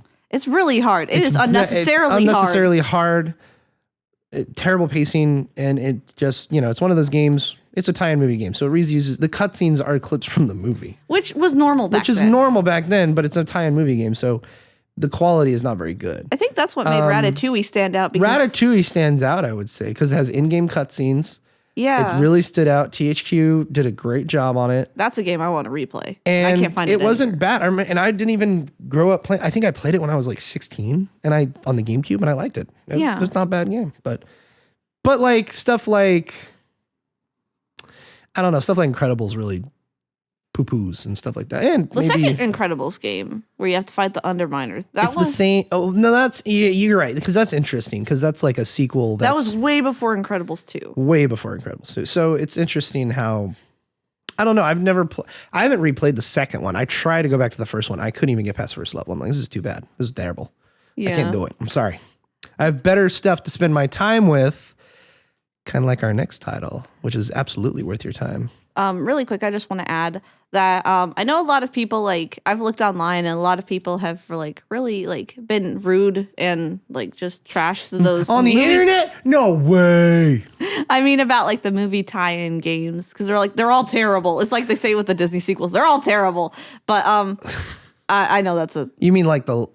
Okay, anyway. But all the Disney sequels are pretty bad. Yeah. Except for maybe one. Like, considering that Bambi 2's all right. After Nightmare Before Christmas, like, the 2000s were just, people loved the Nightmare Before Christmas. Like, they had a whole shop dedicated. I'm really glad they never went and did a sequel to that. I'm glad it's just as and is. So, like, to fill in that gap, they made a prequel game on the Game Boy of Nightmare Before Christmas that talks about how Oogie got there, and then they made that game Oogie's Revenge, and I think that really does fit in with like the movie tie-ins, but they did their own thing with still paying tribute to the original. Did you ever hear about the Game Boy or DS port of Revenge of the Sith? No. I shout out to Mr. Matty Plays on YouTube. Also, he has a channel called Retro Rebound. So Retro Rebound, he dives into a lot of just a lot of nostalgic stuff, right? But he talked about all the ports and versions of Revenge of the Sith how the DS and Game Boy Advance games are like the best versions. The magnum because they're like beat 'em ups, but they're really good beat 'em ups, kind of like the Game Boy Advance version of Incredibles, which I would say is a fun movie tie-in game. Nothing to write home about, but it's fun. But it's funny how like some of the creativity and the limitations of some platforms like the Game Boy Advance really made the developers have to think. A lot of lazy ports of a lot of different games. Oh, yeah. But there's some really great gems out there. And that's why you're listening to this podcast. Except if you're going to... Don't play Balan Wonderworld. Unless you want to. If you're a Knights fan, then you would probably like this game. Really? Yeah. Does it have okay? Anyway, Is it better? Okay, let's move on. I've talked way too Let's much move on. on. Let's get to Jake's recommendation. All right, so let's start with the banger. You go from the bottom of the barrel, Balan Wonderworld, in terms of game, which has an okay soundtrack. You know, you got 0 out of 10. Your point. 7 out of 10 soundtrack, maybe. Would you agree? 7 out of 10 soundtrack, maybe? I would say it would be an 8.5 out of 10. Okay, fine. 8.5 out of 10. 8.5 out of 10. 0% game. 8 out of 10 soundtrack.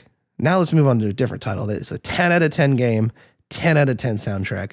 And that is, ladies and gentlemen, Donkey Kong Tropical Freeze. I thought it would be Donkey Kong Country Returns. Which is also good and not a bad game. That's good, but this is better. But this is not only an improvement of everything that Donkey Kong Country Returns has done, but it is an improvement over everything the entire franchise has ever done. Don't forget new funky mode. Yeah, in the Switch version. But Donkey Kong Tropical Freeze released on the Wii U in 2014. Probably the best game on the Wii U, I would argue. But for me, this is probably the game soundtrack for the ages, Lex. I'm not joking. Instead of Donkey Kong Returns, it's David Wise Returns.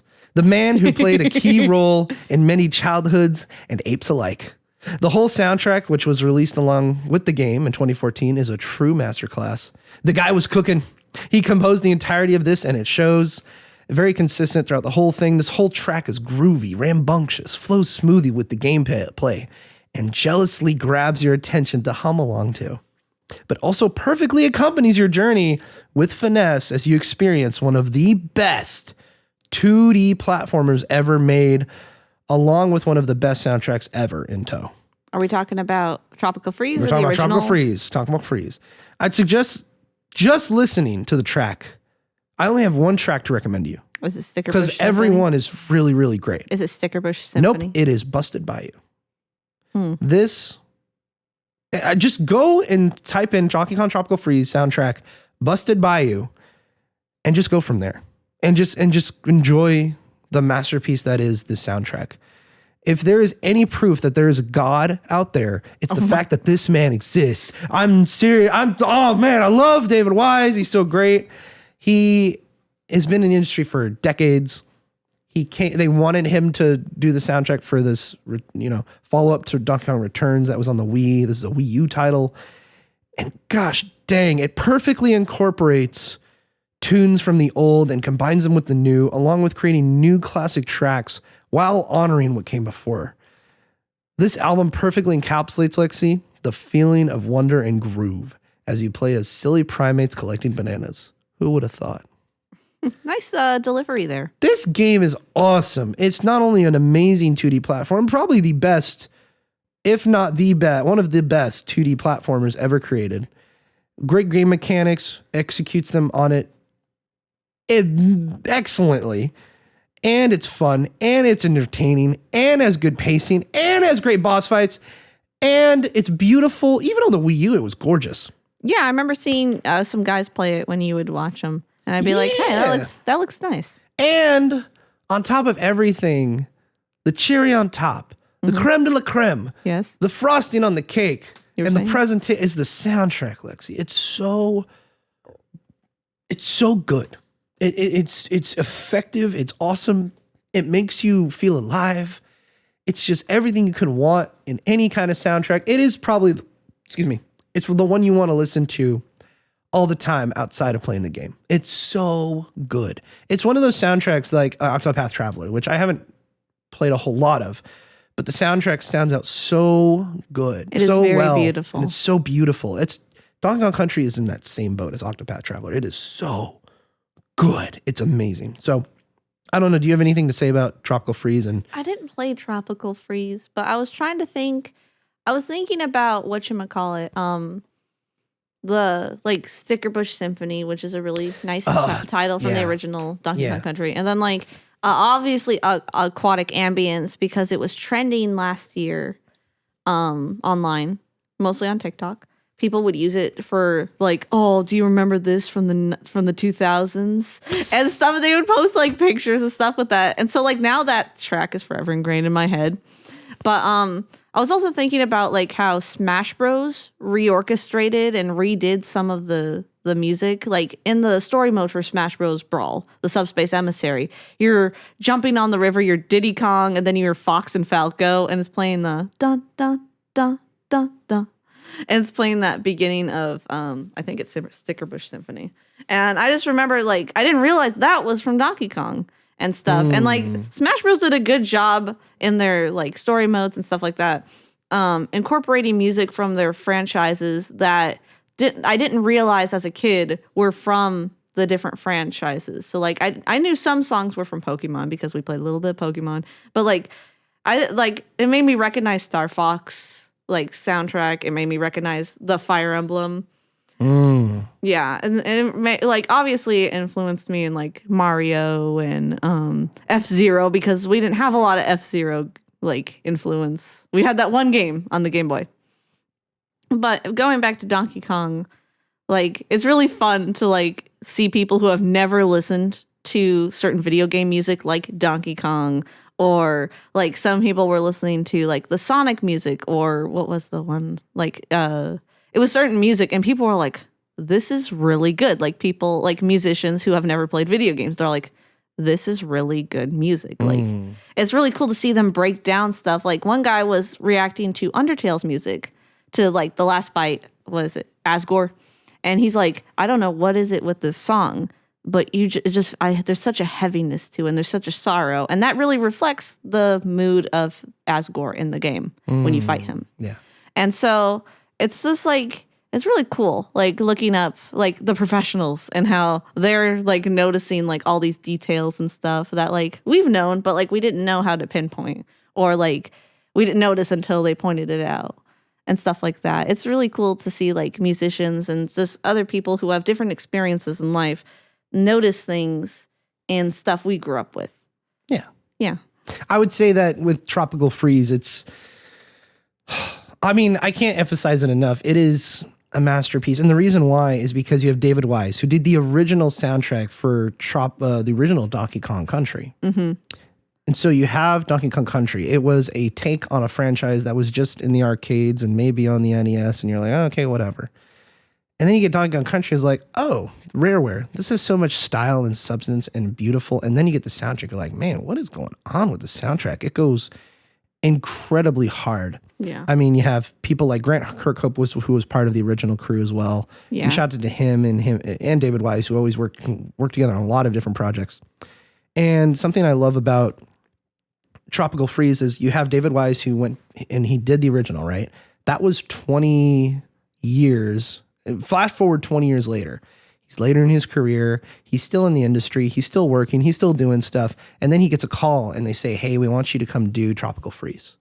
And he goes and he does it. He gets paid, but he cooks, Lexi. And he makes something that is extremely memorable. And if you go to any track, I would say in the soundtrack, some of the main level themes, each one is just, it's just, each one has its own flair, but it's also excellently executed. Yeah. If that makes any sense. No, that totally makes sense. But I can't stress enough, like this Tropical Freeze is some of the best video game music ever out there. Like I don't know why it wasn't in my top 5. Like I was listening to it last night and I'm like, man, this is just, it's euphoric the way it makes you feel. It's really great. And it's from a game about apes collecting bananas, and fighting against cold penguins. And like if you're looking at the original Donkey Kong, a giant alligator. And one thing I forgot to even mention, well, I mentioned in my write-up here, but it takes everything that David Wise created, that he did, and he brings it back, but he incorporates it into new motifs and new songs that he created. And he integrates it and remixes it in, and it gives you that nostalgic feeling as well, which I don't really have a whole lot of nostalgia for the original Donkey Kong Country games. However, the way he incorporates it is so beautiful and it's so well done, where I'm like, dude, this is so cool, because he's like, literally, it's like this whole game, this whole soundtrack is like a love letter, not only to the franchise and to the fans and to everything about it, but it's to it's a love letter to his younger self, where he's like, yo, man, you did pretty good, but I'm gonna honor what came before, and it was himself. And I thought that was really cool, because I don't think there's a lot of examples of that. Like, in media and movies and TV where the original creator comes back and he does just as good a job as he did back then. Yeah. And it's extremely rare. I mean, probably Mad Max, the films. What about John Williams? I mean, sure, John Williams and his Because the music and his his work for sure. But I would also say like maybe director wise, like George Miller, who did the Mad Max films, maybe he still has like an insane amount of talent and does it with just as much youthfulness as you would back in the day. Yeah. And I could hear the same thing in David Wise. Like this guy is just awesome. And I guess John Williams, would be a good comparison. Like the guy still has it, and he still's willing to have fun while he does it. Also, and you could tell this whole soundtrack, they were having fun when they were making this. Yeah. It seems like a really fun like ride the game does, including like the soundtrack. But and you don't even have to be a fan of the game or play the game. You don't need to know the context. You don't need to know the context. It's just good music. It's kind of like Mario games where like you really don't need to know context to play a random game. There's not really a sequel except for like the Paper Mario games. But like even then, like the games are pretty like you can basically just take one off the shelf, a random one in any order and go, okay, I can play this. And like you don't really need a lot of like history of like the backstory or anything like that with like Donkey Kong and stuff like that. Because it's usually just a collectathon. You get the bananas, fight the bad guys. Get the coins. Yeah, you get the coins. Get to the end of the level. Get the K-O-N-G. K-O-N-G. Oh, the Kong letters. Yeah, Kong letters. So, well, I think we should move on. But I have some video game music, Tropical Freeze, man, just fantastic, really great. Shout out to David Wise. He also is still working. He's doing a new game. I forgot to write it down, but it's a new 3D platformer that's coming out sometime later on. It's like a mix between. I'm just going to look it up real quick. But Lexi, what did you want to bring up? Well, since we're on the topic of like Donkey Kong and that kind of game, I think we need to bring up the arguably best video game. Before you do, I think I found the soundtrack. It's called Nico. Oh man, how do I say this? Nico Dorico: The Magical World. It's a 3D platformer that's basically. Imagine Crash Bandicoot and Donkey Kong Country mixed together. That's basically what this game is. Oh. And he wrote the soundtrack for it. He also did a bunch of others, like the new Battletoads game that came out, Snake Pass, which is awesome. Oh, yeah, he did Snake Pass. That was a really good soundtrack. He assisted also with Ukulele as well, both of the games. Okay, yeah, I remember seeing his name on the CD. So, how do you say it? Nico Dorico, The Magical World. Go look that game up. I wishlisted on Steam. Looks really fun. Okay. Well, since we're on the topic of Banjo-Kazooie and, Grant Kirkhope, I think we need to bring up Banjo-Kazooie and Banjo-Tooie. I forgot about. We were going to talk about That's the number one on my honorable mentions because you can't label me to 5 top musical soundtrack, like video game soundtracks. But I think, to those who don't know, Banjo-Kazooie is a game from the Nintendo 64 era where you play as a bear and a bird that lives in his backpack, and you have to go on adventures. Fight a witch. You have to fight a witch in both games, same witch. You have to collect magical puzzle pieces called jiggies, and you gotta save either your sister or a bunch of people. Either way. Yeah. And you learn moves, you gather musical notes, you gather little statues that look like you. Classic 3D platformer stuff. One of the I would put it up there. I mean, Banjo-Kazooie's been talked about, I think, enough in terms of what it is. Yeah. It's a great game. Falters in some places, I guess. I love Tooie more than Kazooie, personally. And I also love the music more in Tooie as well. So I like both games. I never beat both games. I just would stick the cartridge in the 64 and play on Bubba's old save files because he had 100%. Yeah, he like 100% everything. Yeah. Yeah. And so, but one thing I wanted to bring up was that in this game, I noticed going back and listening to the soundtrack over the years is that most of the tracks have sound effects and you hear stuff in the background. Like, for example, we're going to talk about the main theme when you go into Grunty's lair, the witch. When you go into Grunty's lair, it starts with the music and it goes dun, dun, dun, dun, dun, dun. And then right before it gets to that second beat, you hear,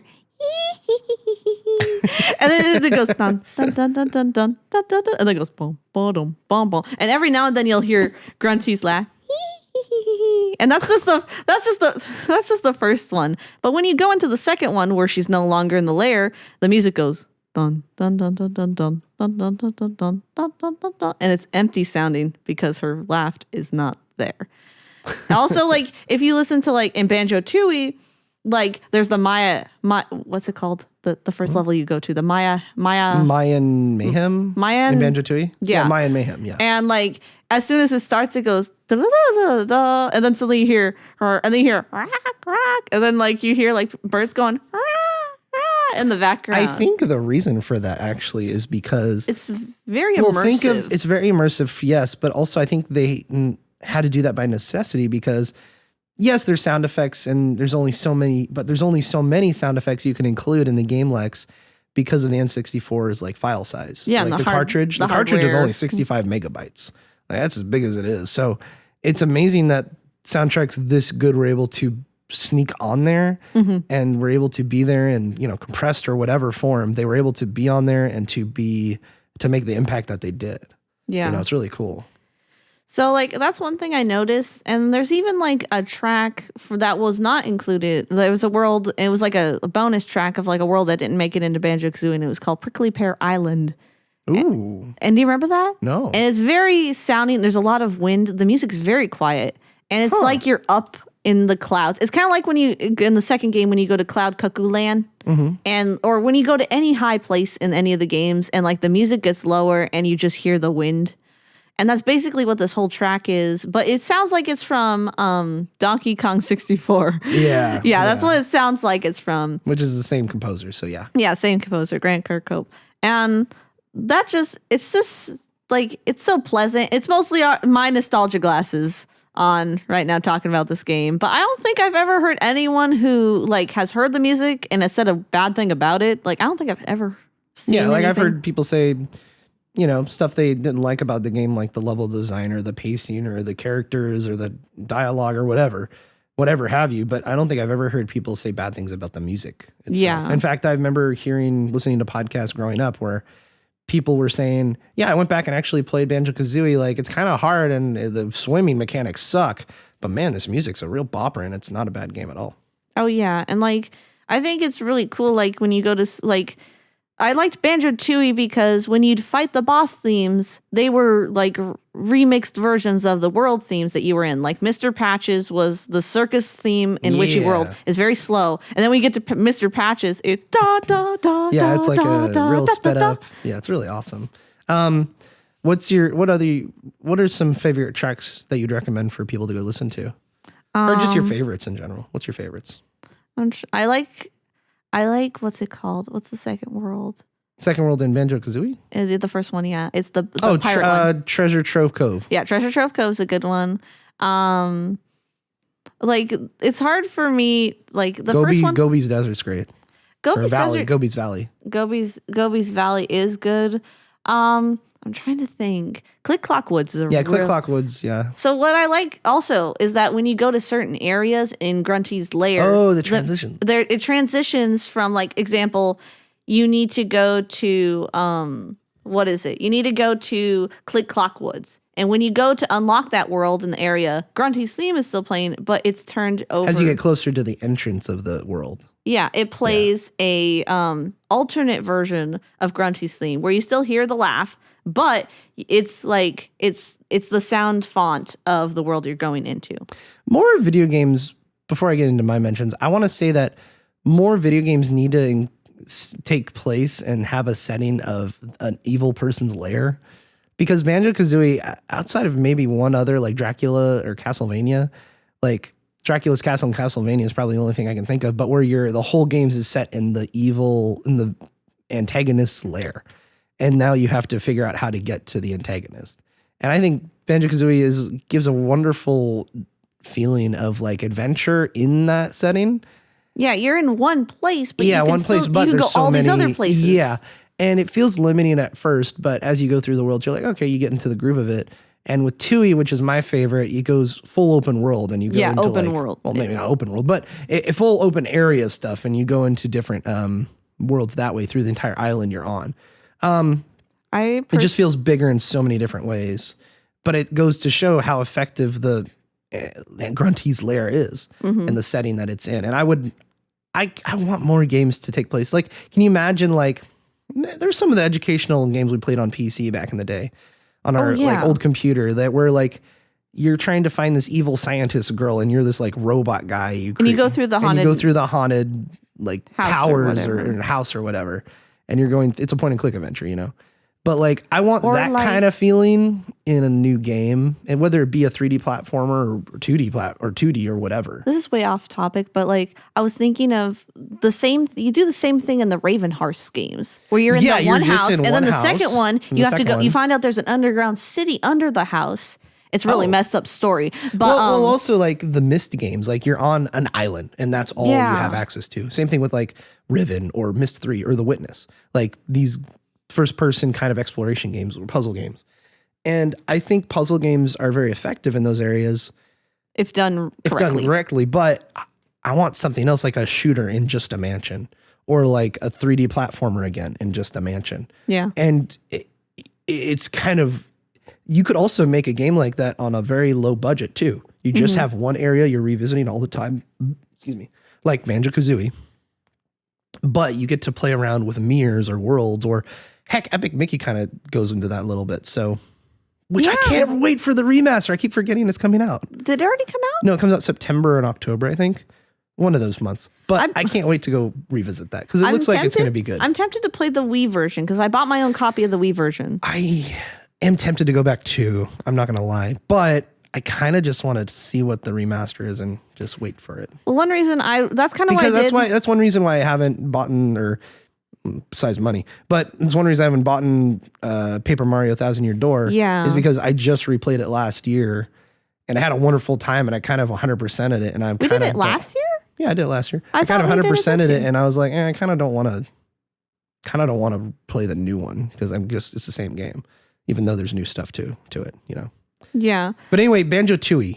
Banjo-Tooie, just really quick, I'm going to give a rapid fire. Maya Ham Temple, Bottle's House is a really good theme. What is it? Klungo's fight theme. That's a pretty good. I like that theme. That's pretty fun. It's a fun boss fights. They're actually pretty easy compared to the other boss fights in the game. I do not like Pterodactyl Land. You can't make me. Me like neither. That. I don't like Witchy World either, or Grunty's Industries. So I like the music mostly foreboding levels that I'm like, I don't want to be here.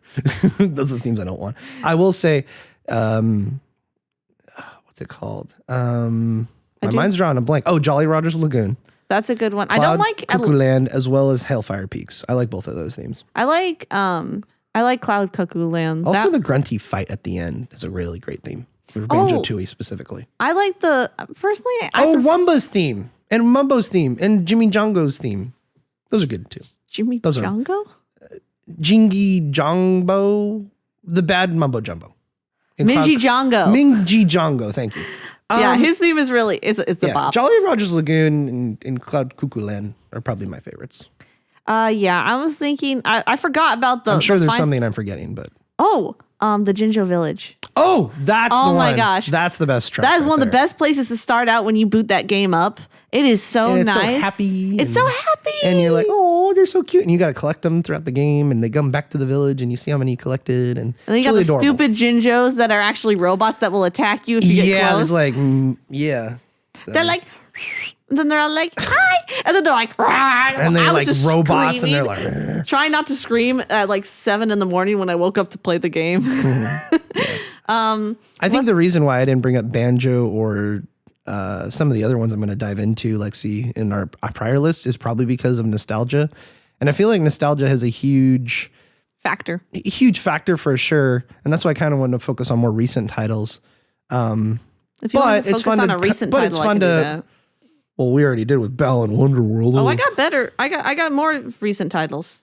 Okay, well, that's good. So, anything else you have to say on Banjo-Kazooie before we move on? Classic. It is stuff. classic. Better than Donkey Kong 64 stuff. For once, I put it on when I was hanging out with the kids and we were playing Minecraft. And I was like, oh, let's just put on Banjo-Kazooie music. And so I just would put it on.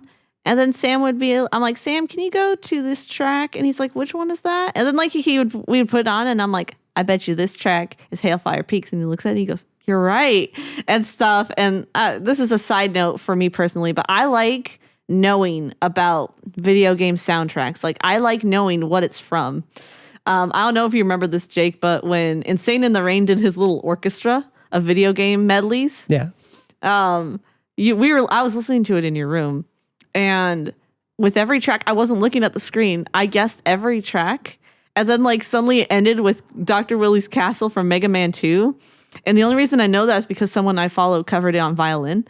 And so when I said that, you were all like, how do you know all this stuff? And I'm like, I get around.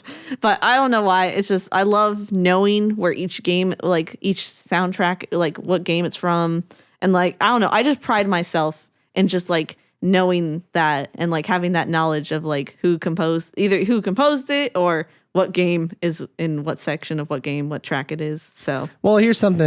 Here's a game, Lexi, that I don't really. Final thoughts on Banjo-Kazooie. I think it's a very special game. I don't think it's going to be ever replicated effectively as well. Yeah. Ukulele's another one that I tried really hard to like. And I probably wasn't in the right headspace while playing it or listening to the soundtrack. I just can't get into it. I don't know why. I like the soundtrack for it. The soundtrack's fine. It's not as memorable, but it's good. Some tracks are fine, but it's hard to compare it to the original. When I was listening to it, nostalgia's a heck of a drug, so it's hard to compete with it. but I don't think it's that great of a game, honestly. I haven't played it all the way through. Me neither. I put about 5 hours into it, and I'm like on the 5th world or 4th world, and I'm like, I'm just not jiving with this. Like the first world's fine and it's not bad, but every world after that's kind of lackluster. I do, but I would have to disagree about the soundtrack because I think the soundtrack is actually like nothing competes with Banjo-Kazooie. We all have our nostalgia glasses on for that. And it's fully orchestrated, but I feel like that's one thing I liked about it is that that's it was one thing orchestrated. I didn't like about it actually. I feel like when you go to Banjo-Kazooie, orchestrated's great. But there was something missing. Here's a great example. So you know Sacred Stones? So somebody redid that whole game in an orchestrated form, probably through software, I'm guessing. But it works really well. Yeah. I feel like with Banjo-Kazooie, all they had was what they had, and they used it really well. With the orchestra, and nowadays you can do anything with a lot of things, it feels like there wasn't enough creativity there, I guess. But I'm not a music connoisseur, so I can't really analyze it. So you kind of feel like they focused more on the orchestrated part and less on I feel like the orchestrated part took away from the charm that could have been there. Kind of like how Banjo-Kazooie has that charm of the quirkiness that the soundtrack brings to it. I remember booting up Ukulele, and I did... Like, it just sounds like a regular orchestrated soundtrack. So... It doesn't sound special. Thinking about it now, because I did play the game last year a little bit, but like... I hear Impossible Lair, which is the 2D side-scroller follow-up, is really good. And I hear that is a great game. Like, that's one I would love to play. Yeah, but like... And now they're remastering the original Ukulele. Which, that was a surprise. Very surprising, but it makes sense. Good for them. I'm glad. Yeah. But I don't know if... It'll work? Well, I don't know if it's going to be enough to bring me back. I have the game, like the original, on different platforms, but I just don't... Like, I remember watching Completionist's review, and he was totally biased because he's friends with the people. He loves Banjo-Kazooie and Donkey Kong 64. He's a huge fan. And I was watching it, and I'm like, man, this just feels like I'm watching somebody like go down nostalgia lane. And I feel like Ukulele also tries way too hard with nostalgia in many ways to be what it is trying to be. And I don't feel like it kind of achieves that because it kind of loses... It has personality. It has good character design, great character design. By the way, you gotta admit the merchandise for the game is really cool. Sure, yeah. If we're gonna judge a game on merchandise, great merchandise. I buy stuff for games things I don't play. But I feel like it misses a certain kind of, I can't explain it. Maybe special quality charm. It doesn't secret ingredient. It misses something that Banjo-Kazooie had. It could be the nostalgia speaking, but I mean, I go look at somebody like the completionist who reviewed it, and he completely loves it. 10 out of 10. I'm going to 100% this game all the way through, even more times if I want. And then I look at me, who is also nostalgic for those games by a lot, by a good measure, and I just can't get into it. I don't know why. I'm willing to give the game another chance. Yeah, me too. I think I'll start over from the beginning, though. Yeah, I like Yooka-Laylee in terms of what it's trying to do, but maybe I just wasn't in the right headspace. There's been many games like that where I started to play and I'm like, I can't get into this. Like, there have been some. Wolfenstein New Order is a great game. Like, that game has a huge hump you have to get over. For me, at least, there was a huge hump you have to get over. And there's many games like this where you have to get over the hump. And once you're in the groove, and you can play through the rest of the game. With Yooka-Laylee, I feel like it was just a plateau that was just, I got over the hump and it was just a plateau and I didn't go back down into the groove. I feel like I'm just on the plateau and there's nothing here for me. But I think it's just, and Wolfenstein The New Order became one of my most favorite games of all time. Like, I love that game. So maybe I'm just not in the right headspace of Yooka-Laylee. And it looks fine. Doesn't look like amazing, but it looks fine. And one thing I wanted to bring up, and I totally forgot this, is that the Banjo and Kazooie title theme is a really good track for both games. Yeah, Banjo Kazooie, and then Banjo Tooie, where you just hear someone tuning the banjo. Yeah. The reason I remember that is because when you boot up the game, there's a Yooka-Laylee in the title theme when you boot up Yooka-Laylee, and it's just the dun dun da, da, da, and then it goes do do do do. Yeah, I do like the main theme. And I like main that. Cool. It's very pleasant. Like, I like it when I can go into a game. I'm gonna bring this up with one of my other games I want to bring up, but when you start up the game and like you hear that very like pleasant music, or like it's just very calming and stuff like that. It's very like the only way I could describe that title theme for Yooka-Laylee is just it's lovely sounding. Because it's just pleasant like is the word I'd use. Yeah. But I just think it's lovely because like I'm just starting up the game. Part of me when I was playing it, I didn't want to do it, and then I hear that title theme and I'm like, I could do this. Like, I want to play it now, and stuff. And so anyway, we've talked a little bit about Yooka-Laylee and Banjo Kazooie. I think the final thing I have to say about it is a lot of people have criticized Banjo Tooie, which is my favorite Banjo Kazooie game. Yeah, I was surprised. They criticize it because they claim it has wasted space. The areas are far too open. There's not enough speed for the Banjo character to move through these levels to do it in an effective, timely manner, and it kind of messes with the pacing, as well as there's not enough in the world to actually do in these open areas. I think Banjo-Kazooie doesn't really suffer from that to the same extent that Donkey Kong 64 does. Donkey Kong 64 suffers from that a lot. The open areas are so open to the extent of to a fault where there's not enough in the level to do anything. And I think there's way more to do in Banjo-Tooie, especially in the main levels. The open areas when you're going in between levels, sure, it's kind of too open and yeah, you're kind of slow. But I feel like they execute it way better than Donkey Kong 64, which also has many more problems as well. But it really does suffer from that. And I think that's why I don't like Yooka-Laylee, because it carries over the same problems that Donkey Kong 64 and those who complain about Banjo-Tooie, the problems that people have with Banjo-Tooie have.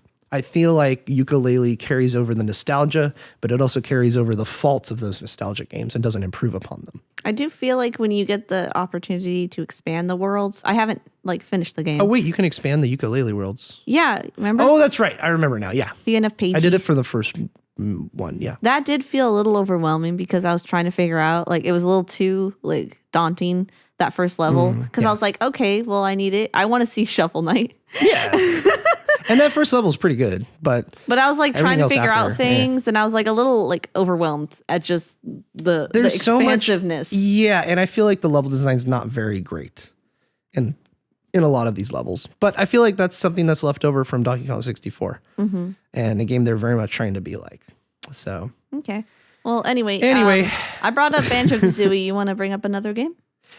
Let's get ready.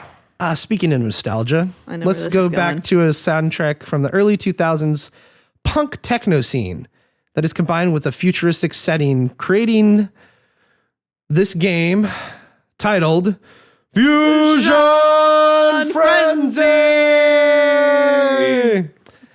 I mean, it's all right. Nothing to write home about, but wanted to just include this because it meant a lot to me growing up. Pure nostalgia.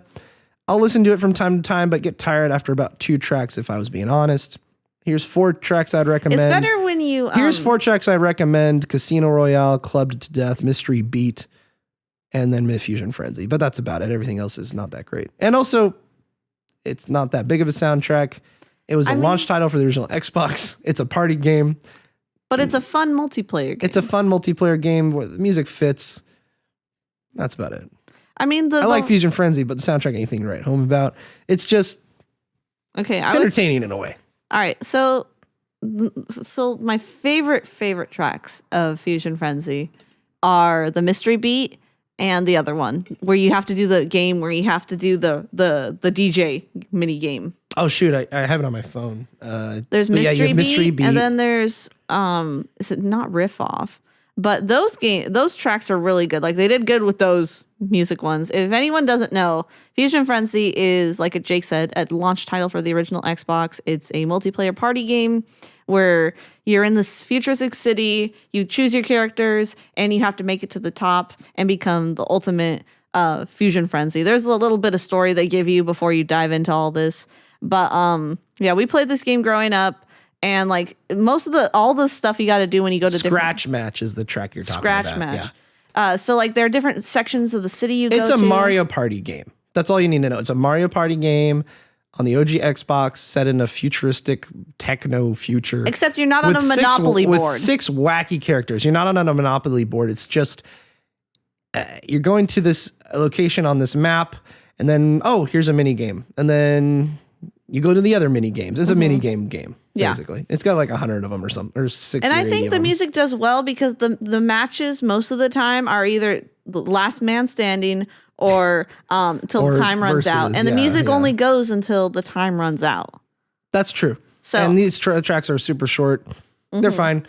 I don't really have anything else to say about Fusion Frenzy. It's just a fun party game. If you own an Xbox and if you have Game Pass, just download this. It's like a gigabyte and just have fun. It is very fun. It's very fun. We should just do a whole podcast on about multiplayer games. Yeah. Because I got a lot to say about those. I think we do for sure. Lexi, bring up your next title. I think Fusion Frenzy, it's a good game, but nothing right. I just wanted to bring it up just be purely nostalgia. Yeah. It's fun to listen to. Oh my gosh, I have a whole section here for video games, live and performances, and I forgot to talk about the Zelda concert. But I don't. No, we did. I brought it up. Okay. Yeah. But the next game I would like to talk about is a little-known game called Fusion Frenzy. Fusion Frenzy. No, it is a game I randomly found. It came out 2021. It came out in July. It's almost been a few years since it officially came out on Switch. It's called Mythic Ocean.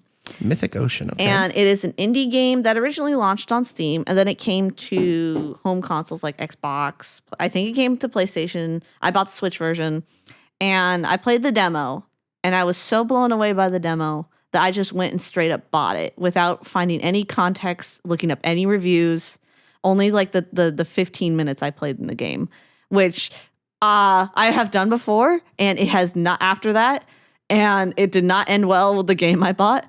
But so yeah, I bought this game, and the premise of it is that you are in an ocean that's filled with different wildlife of like there are whales, there are those little like worm things that stick out of the sand and stuff, and you're in an ocean. And you, the character, are invisible. You don't, it doesn't show if you're like a fish or anything. But the concept of the game is that you are in this ocean because a new world has to be made, and the certain characters that you meet in the game are the candidates to be the next god to create the next world. Okay. And you have to influence them in either a good way or a bad way, and that can affect how the other gods are. It's a little tricky when you first play the game. I would say it would take about maybe 40 minutes to an hour to just do one playthrough, because you can do multiple playthroughs in like one day. And you can just get all sorts of endings. Like at one point when I was playing the game, I thought this one girl was going to be the next god. And then it turns out I accidentally influenced the little bug too much, and he became the next god for the next world. But the music is so amazing. It's done by an artist named Darren Molly. Only a handful of people worked on this game. and I think Humble Games got it out on console. So Humble Bundle published it. Okay. Maybe. I could be wrong. It could be another one. I don't remember the companies exactly. But so on Steam, the publisher is Untold Tales, and the company is the developer is Paraloon LLC. Yeah, I think that's the home people that made it. So you go and talk to these different animals. Yeah, they're different animals. There are two twins you got to talk to. They can be the gods of the next world. And like each of them, like one's an otter that has a third eye, and he's super cute. His name is Amar. But the music is just so wonderful. I like it a lot. I think the music is just lovely. Like, so when I first got this game, I had just started a job, and it was a job that really took a lot of energy out of me. And so at night I'd be like, okay, I have enough time to play a game. And so I'd boot up Mythic Ocean, and when that intro would begin, I would just be like out. I would be falling asleep to the title screen because it was so peaceful and lovely. And the music really does give you a kind of like, it's chill at sometimes, it's happy, but then like some things will happen in the game and the music will get really tense and really serious and stuff. One of the really sad tracks in it is called Depossessed Spirits. And you find out about the twins and why they're there, and they won't talk with anyone about it. And once you warm up to them, you find out why they're in this ocean. And there's a whole backstory of why these characters are in this ocean, who you are in the game, and who the comrade that you find in the game is. And like the soundtrack for each character, like each character basically has a theme. And there's like one lady who's a scientist, so like her music is very like, you hear a lot of not technological stuff, but you hear a lot of like, it sounds like a scientist's lab, but it still fits in with the flow of the game. When you meet the twins, like their music is very somber and sad. And then when you meet the otter, his music is very playful because he likes hosting parties and being laid back and stuff like that. The bug has a very alien feel to it because you do find out he is an alien. Spoiler. But you spoiled the whole game. Oh no, I didn't even get started. But then like the one character you meet at the very beginning who gives you the rundown of what's going on in the game.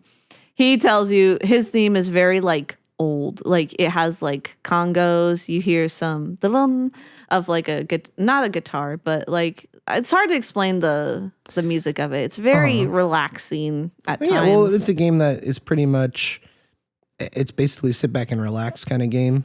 Yeah, and then like you have to be careful because I've run through the game at times and I've accidentally pushed the wrong button and like caused characters to make things explode. So, but I really like the soundtrack. There's a really funny part concerning the music where you meet a pufferfish and his name is Lord Ash.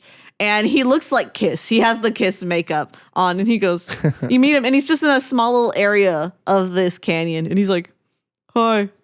He's like, I wrote a song. Kind of self-conscious about it. Do you want to hear it? And if you say yes, he goes, okay. Here it goes. And then like this like metal music, like guitar music starts playing and the lyrics come up, but he doesn't actually sing them. And it's all like, I want the world to burn. I want the world to know how I feel and stuff. And then like later in the game, after you're interacting with more characters, suddenly a bunch of really tiny pufferfish appear around him.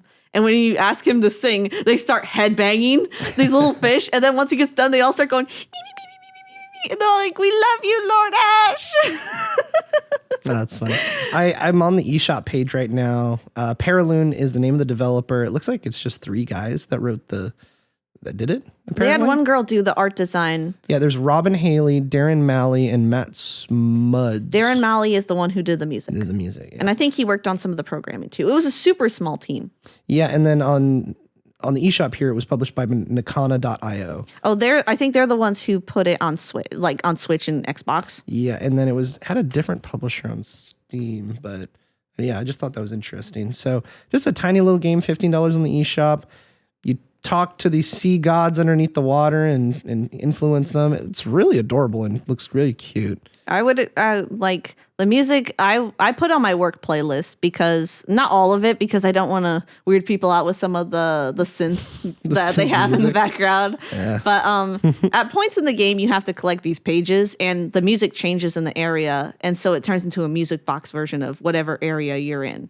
And that's really pretty. It's really it's pretty on versions. Switch, Xbox One, PS4, and Steam. So, and itch.io. Yeah.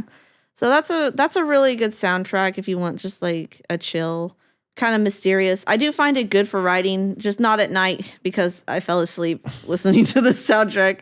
I'd be like at night after I get off work. I'm like, okay, I'm ready to write. I guess I'll put on Mythic Ocean. I'll be like, Yeah. Good pick, Lexi. Yeah. What about you? Do you have another one? All right. So this is another kind of nostalgic pick, but diving back into the soundtrack, kind of like Age of Mythology, it does carry a heavy amount of nostalgia for me personally, but it absolutely earns. It is extremely, we talked about the Incredibles game and how going back to that, like, ooh, I can't wait to play this. I'm going to love it. And it was a piece of trash garbage that I suffered as a child playing. I can't believe you beat it twice. I mean, I loved playing it as a kid, but I hate it as an adult. Going back to this game, it's totally different experience. The game is still very good, and it has the weight of the IP behind it to kind of carry you through if you also don't like it, which is The Hobbit, the video game from 2003. And I'm going to add a quick side note. This was was it during or after the Lord of the Rings movies This came out? came out right before Return of the King came out. Okay, and this was nearly 10 years before the first Hobbit movie. So that just to give some people some context. That's funny. It actually came out 9 years before the Hobbit movie came out. Yeah, and also it should be noted that growing up, to us, this game, we had the Lord of the Rings movies, but we also had the Lord of the Rings cartoons that was done by Rankin Bass. Yeah, and this is very much like that, I would say. Yeah, and so we had that to give us knowledge of the book because let's be honest, J.R.R. Tolkien's books are not easy to go through. The Hobbit is a much easier read than the Lord of the Rings. You're kidding me. No. Hobbit's a much easier read than Lord of the Rings. I haven't read all the Lord of the Rings, Lexi. It's very hard to get through. Just for me, I've dyslexia, ADD. It's hard for me to read it. Hobbit was much easier of a read, even though the chapters were maybe long. It was doable. And with this one, published by Sierra Entertainment, developed by the Fizz Factory, Inevitable Entertainment, sorry, as well as the Fizz Factory on other platforms and Saltfire for the Game Boy one.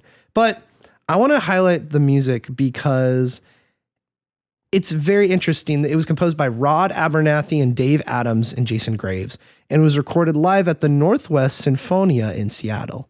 The reason why I want to bring that up, and we're going to dive into it, is because... Is that where they did the music recording for Age of Mythology? That's what we're going to dive into. So This is basically, I'm just going to go straight Wikipedia from this. So basically, let's go back to the game for a second. I'm just going to read straight from the Wikipedia. Let's see. The team was given a budget to create 75 minutes of original music, which was to be divided into two categories: acoustic instrumental for Bilbo's exploration and live orchestral for the action combat scenes. Abernathy explains. Most music cues in a scene are normally 20 to 30 seconds long and are rated in levels of intensity. As the scene is played, these cues must fit together in any given order, but still sound cohesive. To finish out the scene, there is a win stinger and a lose stinger to match each level of intensity. And you very much hear that as you go through the soundtrack. Depending on where the player stops gameplay during the scene, this process was carried to produce music for more than 210 music cues spanning over 6 chapters and 840 scenes. Oh, so, wow. In fact, this is an interesting thing. The team would record demos for every scene in the game and send them to Chance Thomas, director of music at Tolkien Enterprises, who would send them back advice. Oh my gosh. And also, at the 2004 Game Audio Network Guild, also known as the Gang Awards, the soundtrack won Best Original Soundtrack. I didn't even know that was a thing. I didn't know that was a thing either. So, all right, so the Game Audio Network Guild is an award, I'm guessing, an awards like given out to in the games industry by, I'm guessing, different composers, as they say here in their website. So, but they're basically, still going? Yeah, they're still going. So the Game Audio Network Guild, the gang, basically, is to provide one voice to articulate, discuss, and confront issues affecting the interactive audio industry. But also they go through many other things to develop, improve stuff. Basically, it's for people who are familiar with audio in the industry to give awards to other people in the industry.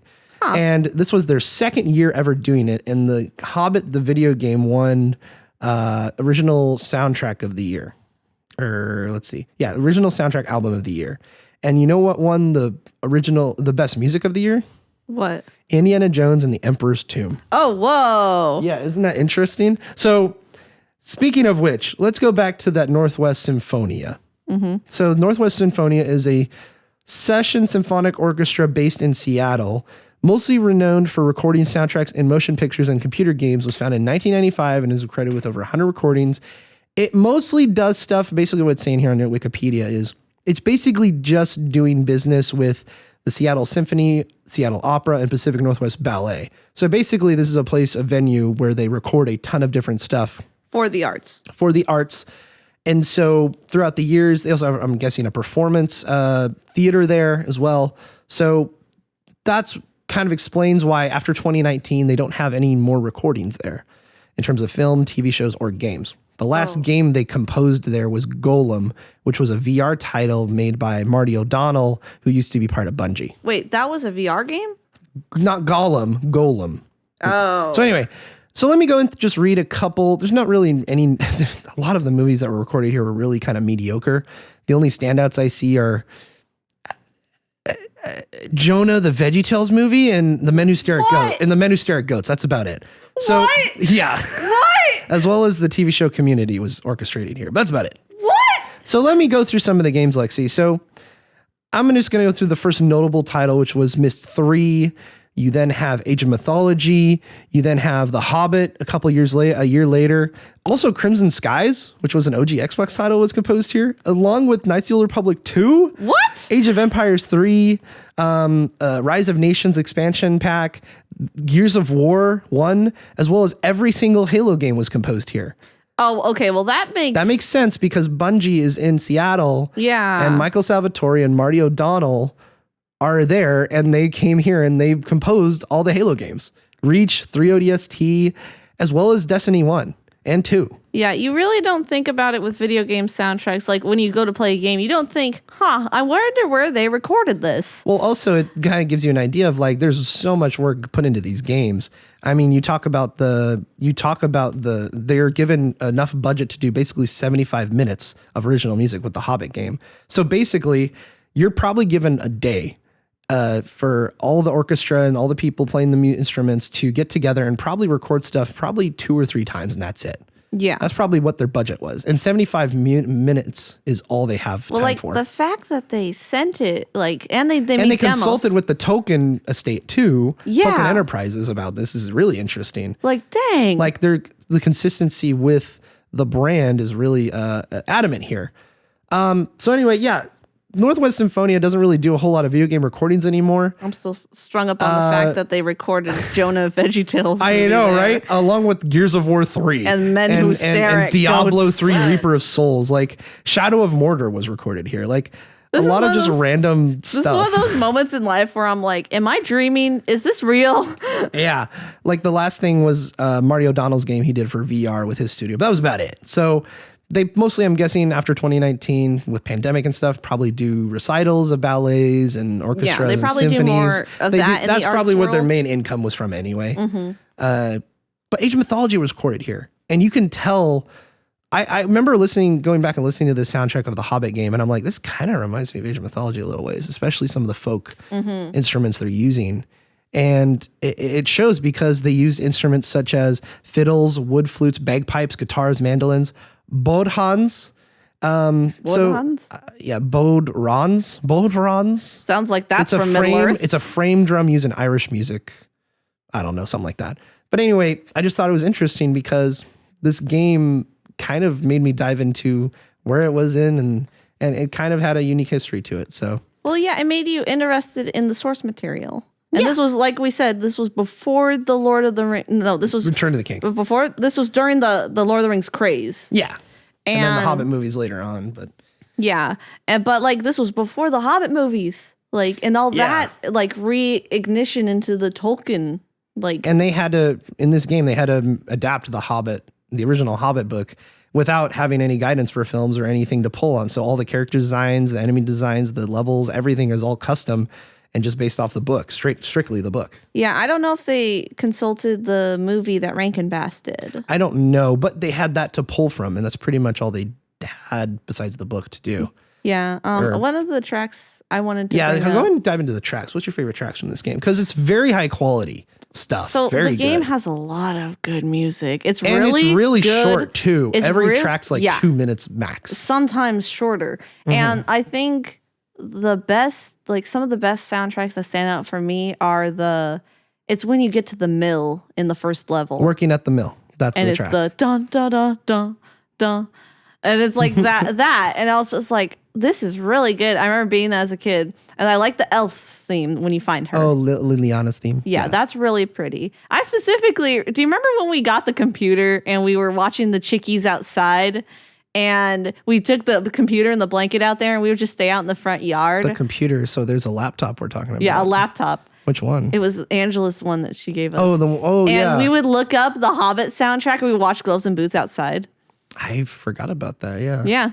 And what's it called? I remember like, guys, they have the soundtrack to the Hobbit game on YouTube. And I was like, my mind was blown. Yeah. That was like when we first got internet too. We're like, whoa, bro. Yeah, we're like, so cool. But we're like 14. yeah, It's I was crazy. like 11 or 12. But the number one track in that game that has stayed with me to this day is the title theme. The prelude. The prelude. Yes. I have That it listed as one of mine. I used to just sit at the on the while you would go do sets it up something. so well. Yeah, and it's like the title is just go. It's the camera's going around in Bilbo's study and stuff, and it's showing pictures of like Gandalf with Bilbo and stuff, and it is a very And short his track. journal and all that stuff. Yeah, is There and back again's on the table.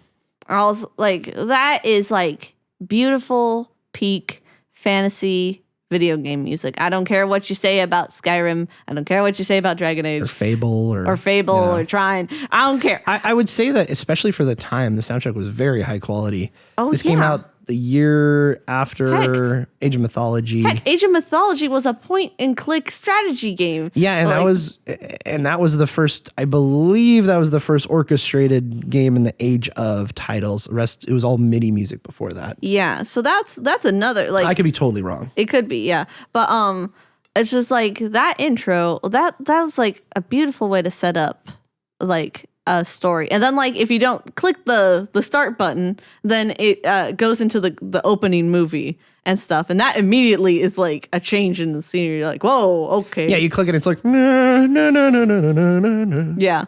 But anyway, what about your tracks? I would say the Walk in the Shire track where you're in the Shire and it's like, okay, I don't get tired of that track. It's a great jaunt through the countryside, you know? It's great. Battle of Lake Town is the other track. That's a really good one. Or it's like you're exploring and stuff like that. Really great. As well as Lost in the Cave, the dun dun dun dun dun dun dun dun dun dun dun dun. I hate the what's it called when you're working at the dwarves? In the dwarfs' mines, yeah. Like there's a whole level. I hate those. They turned a whole level leading up to Riddles in the Dark where, yeah, Frodo's lost, right? Bilbo. Bilbo's lost, right? And he falls down the chasm to Gollum's place in the book, right? In the cave. But in the game, he actually goes through this whole orc-infested dungeon mine where they're enslaving dwarves to do their work, and he has to like help them, and it's a quirky, funny level. I mean, this is also like a collectathon kind of game, but you're just trying to puzzle solving and getting through it's a good game. It's not a bad game at all. It also has really some fun. really great lines of dialogue. Oh my God, the voice acting. It's like, here's your investigated firewood.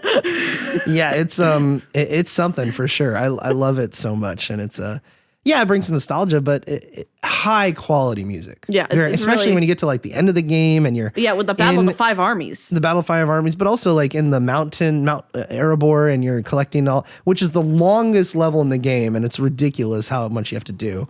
But the music's like adventurous and epic, and it brings really great stuff. And it was also adamant because this and Age of Mythology really exemplified like, hey, this is the next generation of gaming. You were in the PS1 and N64 era. Now you have the Xbox, PS2, GameCube, and PC.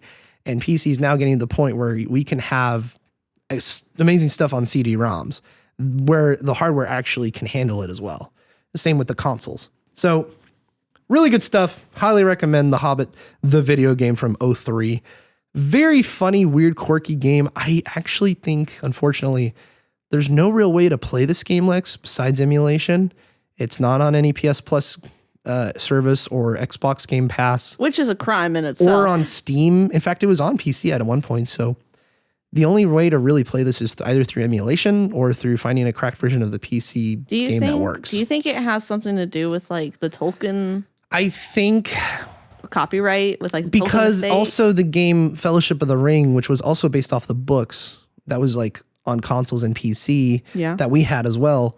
That game also isn't readily available. So it's going to be interesting going forward in the future. I feel like the Lord of the Rings books, or the games specifically, are kind of starting to become like Star Wars games. Because, to be clear, the Lord of the Rings games never really got the same treatment as Star Wars games, but they got the same. I would compare them in the sense of it's a big IP that really invests in video games.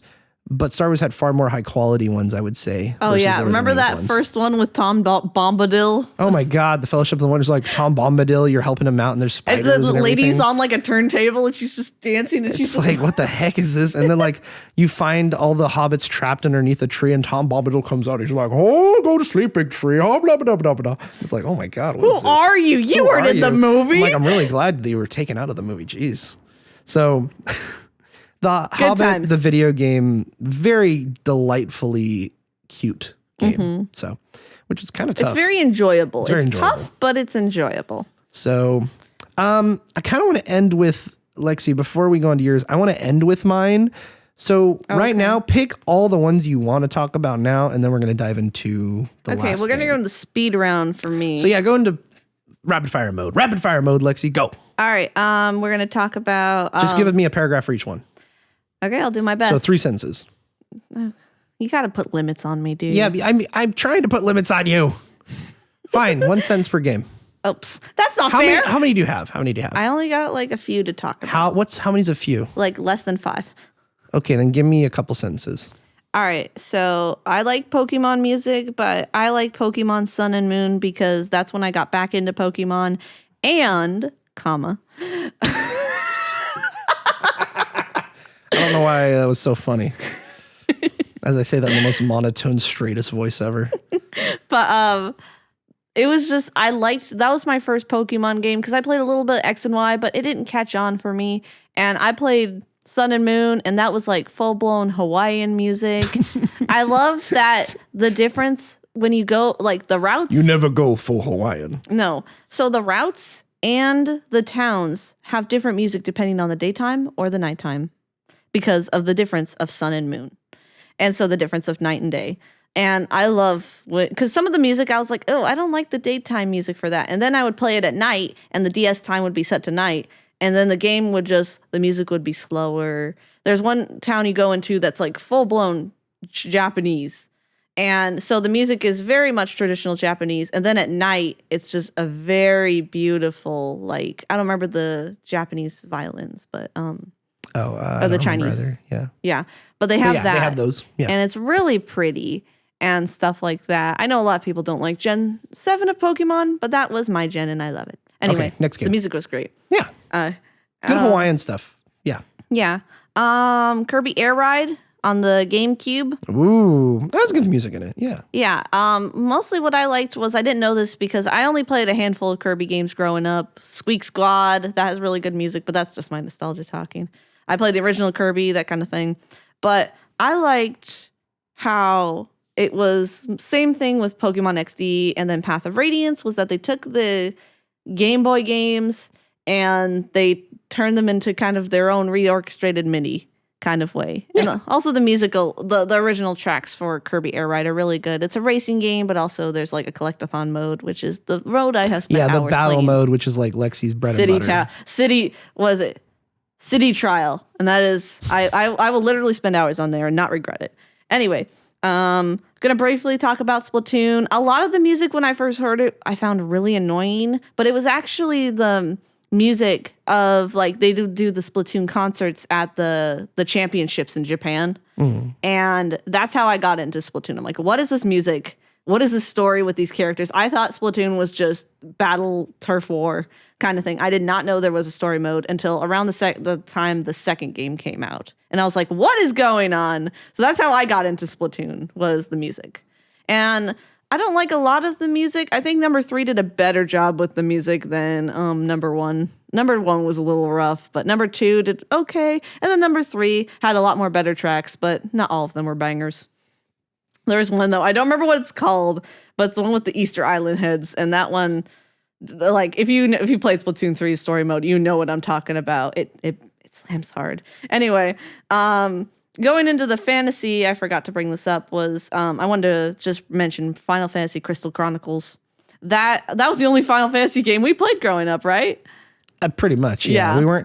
We didn't really have, we had GameCube and stuff. So we didn't have PlayStation growing up, so it's mostly like Crystal Chronicles was about it. Yeah, we had one Kingdom Hearts game on the Game Boy Advance. Yeah, we had we had Chain of Memories and Crystal Chronicles. Yeah, that's all of our Final Fantasy exposure. I was so confused because I thought Kingdom Hearts looked the coolest game ever when we were kids. Oh yeah, and like looked so cool. But when I got into like 13 or 14, I'm like, man, what a weird fan fiction this is. I love how like being middle class, it was like we got an Xbox first. It broke. We were eventually getting another Xbox, and we got a GameCube at another time because they were really cheap at the point. And then the Wii came out, and then the GameCube died, and then we got a Wii. We got a second GameCube before we got the Wii. and then we got the Wii, yeah. So it was interesting. What's surprising is that... And we had Game Boy SPs. I had mine, and we shared it a bunch, and then you got yours eventually. And Allie and Chelsea had their own. And they had their own blue one. And then cool. Allie and Chelsea got their own DS. We had a DS together, and then I got mine. And then it's funny, because I broke my DS, and then you got your DS. And I never got another DS. Well, until last year. That was... Yeah, basically, yeah. I got the same model that I had as a kid, and it's still sitting in my room. But I got it because there's a lot of good stuff on the DS. Yeah, there is. And that's one reason I like the DS compared to the DSi, was that you could still put the Game Boy in there. Game Boy, yeah. That was a win-win for me. That's actually how I've been playing Pokemon games. I was looking up a bunch of random, because last year I had a big, season in my life where I was collecting a lot of retro games. Just DS games, Xbox One or regular Xbox, and just basically all the platforms that nobody was buying for because they were super cheap. So instead of purchasing GameCube titles and PS1 games, I basically bought Xbox OG games and Xbox 360 and DS games. That's all I could really afford because they were cheap. And there's a lot of random games on that and 360 that are really, really, really good. But specifically the DS, there's a bunch of random stuff on there that looks really interesting. There's an Assassin's Creed game on DS. Really? That is definitely made for the 3DS, but you're going through these levels and you're crouching and hiding, and it's on this linear path, but you're swinging and flipping and assassinating people. It's really interesting. Huh. So I can't wait to play through that. But anyway, there's a lot of unique stuff on the DS. And then there's shovelware. Yeah, and there's shovelware, but DSs are so cheap right now. If you're a kid and you want to invest your money, sure, save up for a PC or maybe a PS5, or if you probably already have a Switch at this point. So I would take $100, go on eBay, buy a lot of 360 games and just explore the 360 or just the DS catalog. See what you go find. to a game store and see what they got for $3 or $4, $5. Yeah, and just buy a bunch of those games. It may not be Pokemon or Mario. Oh, you're not going to be able to get Pokemon with that price, but yeah, you're going to be able to find some good games out there and ask them. I'd say try to find a good game store around if you can. Just see what they got and build a relationship with them. If you're a kid or a teenager right now and you're trying to, you're building up your collection kind of like we were doing when we were growing up. Yeah. We didn't have a whole lot of money. We only got games on our birthdays like pretty much every other kid. Yeah. So if you're able to get $50, buy an Xbox 360, plug it in, make an Xbox Live account, and just buy physical 360 games at this point is what I would do. Mm-hmm. But also you kind of got it really good. If you got a Switch, you pretty much have a lot of the 360 games that are very notable. This has been Jake and Lexi's life advice to the younger gamers. Yeah, I mean, hey, Gen Alpha and very young Gen Z out there, hey, also, by the way, your online accounts with Game Pass and your online library, who knows if those are going to go away one day? I mean, Yeah, corporations like Sony and Microsoft, who knows if they'll be around forever? Yeah. Or even Valve, for example. Yeah. So get some physical games and invest smartly in your gaming future. Yeah. Because you won't ever have all this free time with you. So use it effectively. Yeah. But back to Final Fantasy Crystal Chronicles. Yeah, Crystal Chronicles, sorry. So that's a really fun fantasy soundtrack. It's very lovely. I liked listening to kind of the history about Final Fantasy because one of the guys who worked on the remake of it that came out. Sorry. Invest in the PS4. That's a great platform right now. I don't know if you could hear me. And you probably grew up playing it or whatever. But the Slims and the PS4 Pros are super cheap right now. And they're really good prices. And there's a gajillion and one games on the PS4. So you get that into the 360. That's what I would recommend. But anyway, go for it. Anyway, Final Fantasy Crystal Chronicles has a good fantasy soundtrack. The track I remember is the menu theme when you first get into the game. It's like this very pleasant sound. It's very pleasant. It's very lovely. I am trying to remember my words of nice things, but yeah.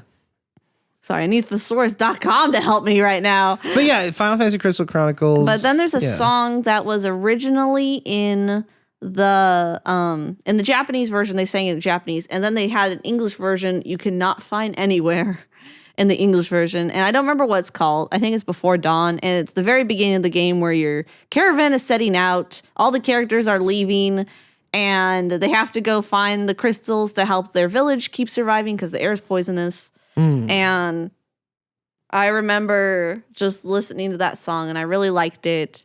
And I always liked that idea of like a fantasy setting where they travel, where you're getting supplies and stuff like that. I played a lot of Pokemon Mystery Dungeon. So like the idea of going out, helping people, and then like getting items as rewards or money as rewards. Like I thought that was so cool. That's one reason I like them, the Mystery Dungeon games.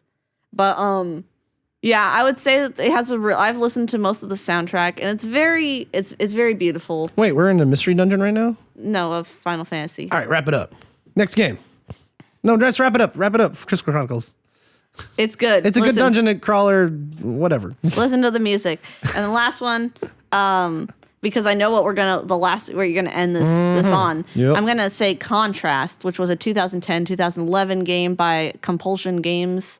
Where you play as a lady who's in a shadow world, but only a little girl can see you, and she's the only thing that's 3D. Like she's the only other 3D modeled character. Yeah.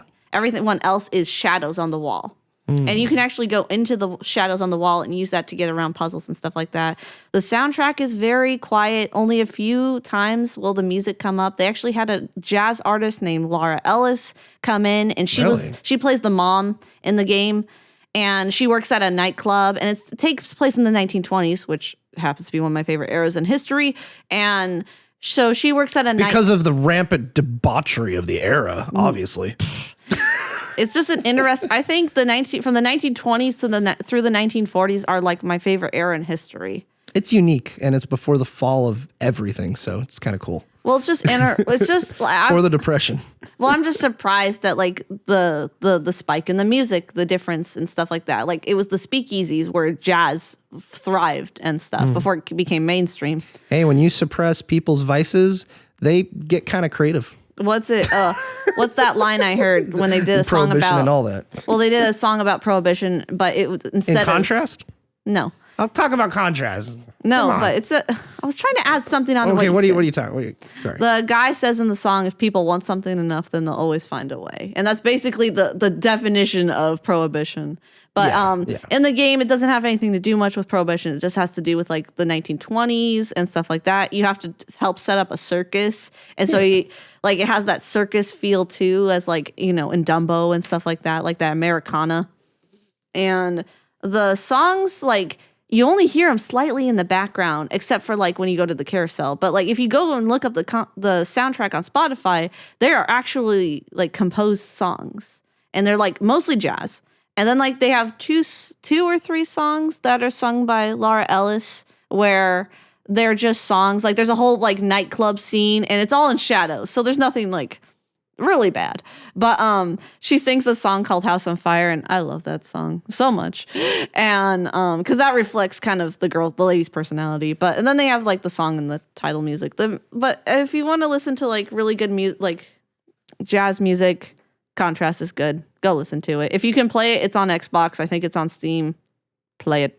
It's a short game. It's like an hour and a half, but like I think it's also on Game Pass because that's how I played it. Yeah, it's on Game Pass because the Compulsion Games is purchased by they're owned by Microsoft right now, and so they have a new game coming out, I believe next year called South of Midnight.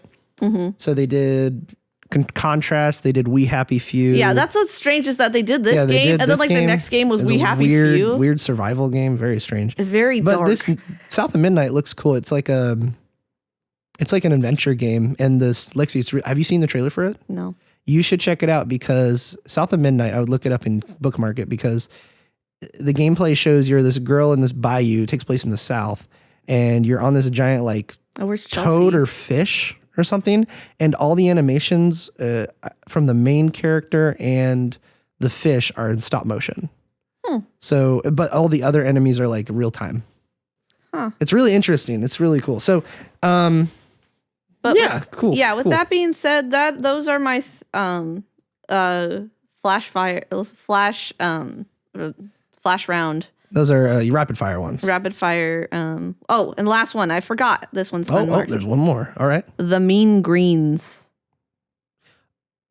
Explain what the Mean Greens are, Lexi. The Mean Greens is basically, those little green army men in Toy Story and those toys you could buy? Well, it's basically a, what is it?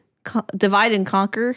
No, not Divide and Conquer, but it's a deathmatch game. It's a third-person shooter. Yeah, and it's with the little green army men. It's like baby's first. How would you compare it to? Baby's first Star Wars Battlefront. Yeah, it's basically Battlefront, but you're green toy soldiers. Yeah, that's basically what it is. And I think that game has one of the best main themes for a video game ever. I want to use it to make a music video. That's how much I love it. And then they did there was like an extra bonus thing they added when they made the game, and it was the birthday mode, and they had a girl come in and it's the main theme for the game, but it's a birthday one. It's just her going happy birthday, and then it's like after she does that, it goes dun dun dun dun dun dun, and that's the main theme. And I was just like, this is so like cute because you're like the little army men, and you have to go, and then like in the background at the end she goes defend the cake. And I was like, that's adorable. Like that needs to be made into a montage for Kirby or something. Like that's adorable. But that soundtrack's really good. That one's on Spotify. I would highly recommend it. Each track is a bop. Each track is based off of the different on the different places you go in the game. And that's just about it. Jake, you played it. I haven't. Green Means? Or the Mean Greens? Mm-hmm. I have not. I only played like 10 minutes of it, but I got it in a Humble Bundle, and it's got a good soundtrack. I was surprised. Yeah, Garth Cook, I think. Oh, really? Music. Oh, cool. And another person did. But that's just about it, Jake. What is? Do you have a rapid fire round, or would you like to just get into the good stuff? I have one more. The last game we're going to talk about. Well, the last melon. The last big one we're going to talk about today. So let's talk about Cuphead, Lexi. Cuphead. I mean, what is there to say? Cuphead is one of the best soundtracks in games. If you're a fan of big band and swing, that is a wacky soundtrack to go along with a wacky game. Wacky, yes. Memorable, also yes. Cuphead released in 2017. This is straight from their Bandcamp page. Cuphead was released in 2017, composed by Christopher Madigan. The Cuphead OST features nearly 3 hours of original jazz, early big band, and ragtime music. Mm-hmm. Each song is played by live musicians, including a 13-piece big band, 10-piece ragtime ensemble, a solo pianist, a vocalist, a tap dancer, and a few surprises. Yeah, some of the music does include tap dancing. I don't remember what track it is. Yeah, I would say... Yeah, you go for it. Yeah, I'm trying to remember what track it is. I don't remember. It's one of the bosses from the third island. Is it the ballet Oh! Is it the one in the stage play? Oh, I think it might be that one. yeah, On the Dramatic third- Fanatic. Yeah, I think it might be that one. Yeah. If you don't know, the game itself is a boss rush game where you basically just have to fight bosses. And you Yeah, go through it's some mini levels. 2D side-scrolling boss rush game. Yeah. All hand-drawn animations. Beautiful. I'm sure you've probably heard of Cuphead already. All the animation. Absolutely beautiful game. The inking was done by one lady.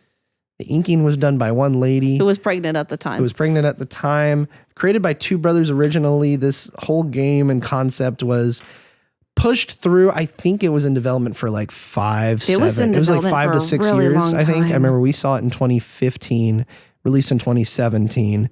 Or no, 2014. And then it came out I in remember when that 2017. trailer came out. And we're like, what is this? And we're like, what is this? Turns out the brothers even took out a mortgage on their house to finish funding the game, as well as they were able to get funding. I believe Microsoft published it on their platforms for a sale. And it was a very big risk from these two guys. They poured their heart and soul into this project. And it was a huge success. And it was a huge success. It won Game of the Year, didn't it?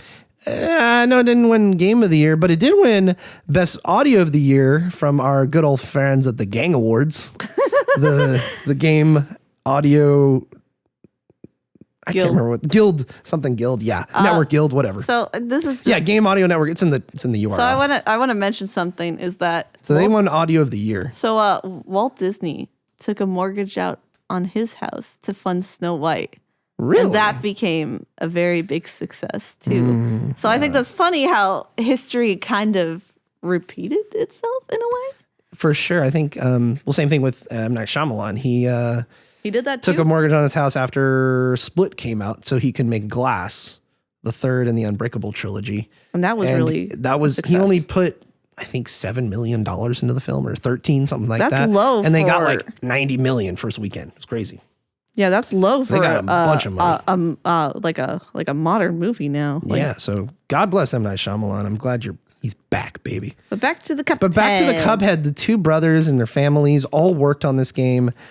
They were able to release it on all platforms eventually. We got it on GOG for PC. Eventually came to Switch. We got it there. It's on Xbox, PlayStation. Didn't we get it the weekend of? We did. And then you bought the soundtrack the next day. I bought all at once. I bought it. It was $30 altogether, and I was great. Well worth the price. Yeah, that was well worth your money. This game is hard as nails, ladies and gentlemen, but it has a soundtrack that is of the big band jazz era, and it is awesome. 3 hours of it, awesome. In terms of all the soundtrack. I want to bring up the lady who sings the King Dice theme. Alana Bridgewater's her name, and I looked, and she actually does some other work as well, and she has a YouTube channel. She doesn't post on there very much, but she had an original song called Anxiety that she sang, and it was very beautiful. She has a very interesting, uniquely beautiful voice, and shout out to her for singing the "I'm Mr. King Dice," which I thought was a man. Well, then she does the song in the end of the credits. And she does the song at the end of the credits. This game is just a delight.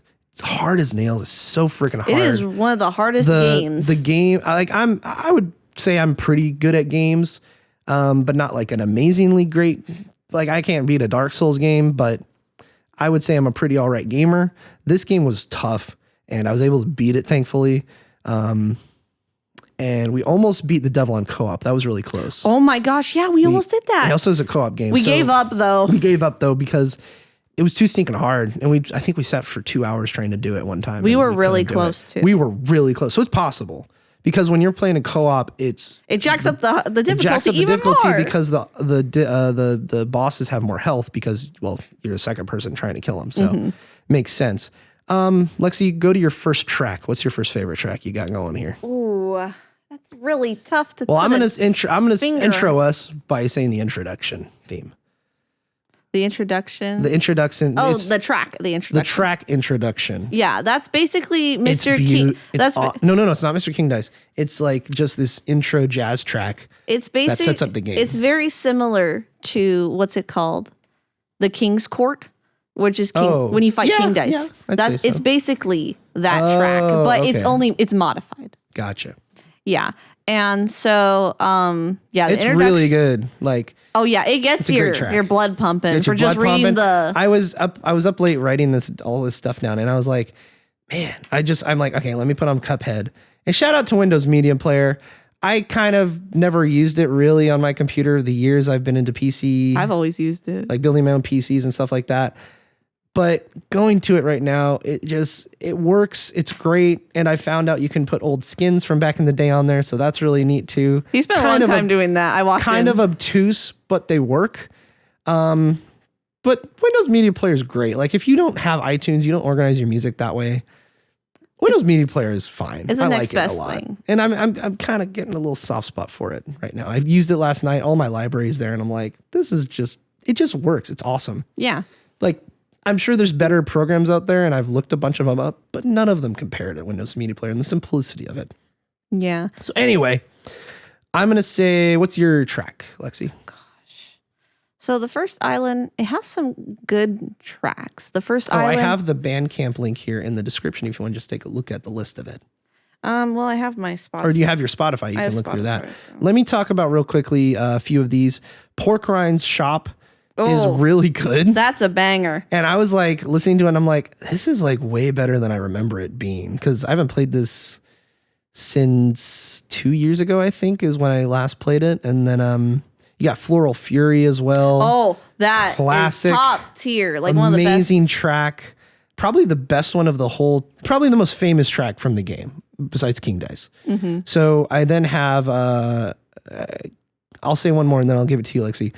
Carnival Kerfluffle, which is the one I believe on the roller. Oh, no. It's the one where you're fighting the queen in the castle and all the pastry stuff is trying to hit you with the gumball machine, the cupcake, the waffle. All these things are trying to kill you. This is the second. Right one. This is the second. That's Sugarland Shimmy. Oh, that's Sugarland Shimmy. Sorry. Carnival Kerfluffle is the one with the roller coaster. Stupid clown. The stupid clown. That took me 4 hours to beat. It's a great level, but it's freaking hard. I hate that one. It's great. I mean, I don't care for clowns. No, you know what? I'm not afraid of clowns, but I hate that clown. The levels that make me rage the most were mostly levels that you have moving platforms like the dragon one and the beehive one. Those were pretty tough and kind of extremely frustrating, a real challenge.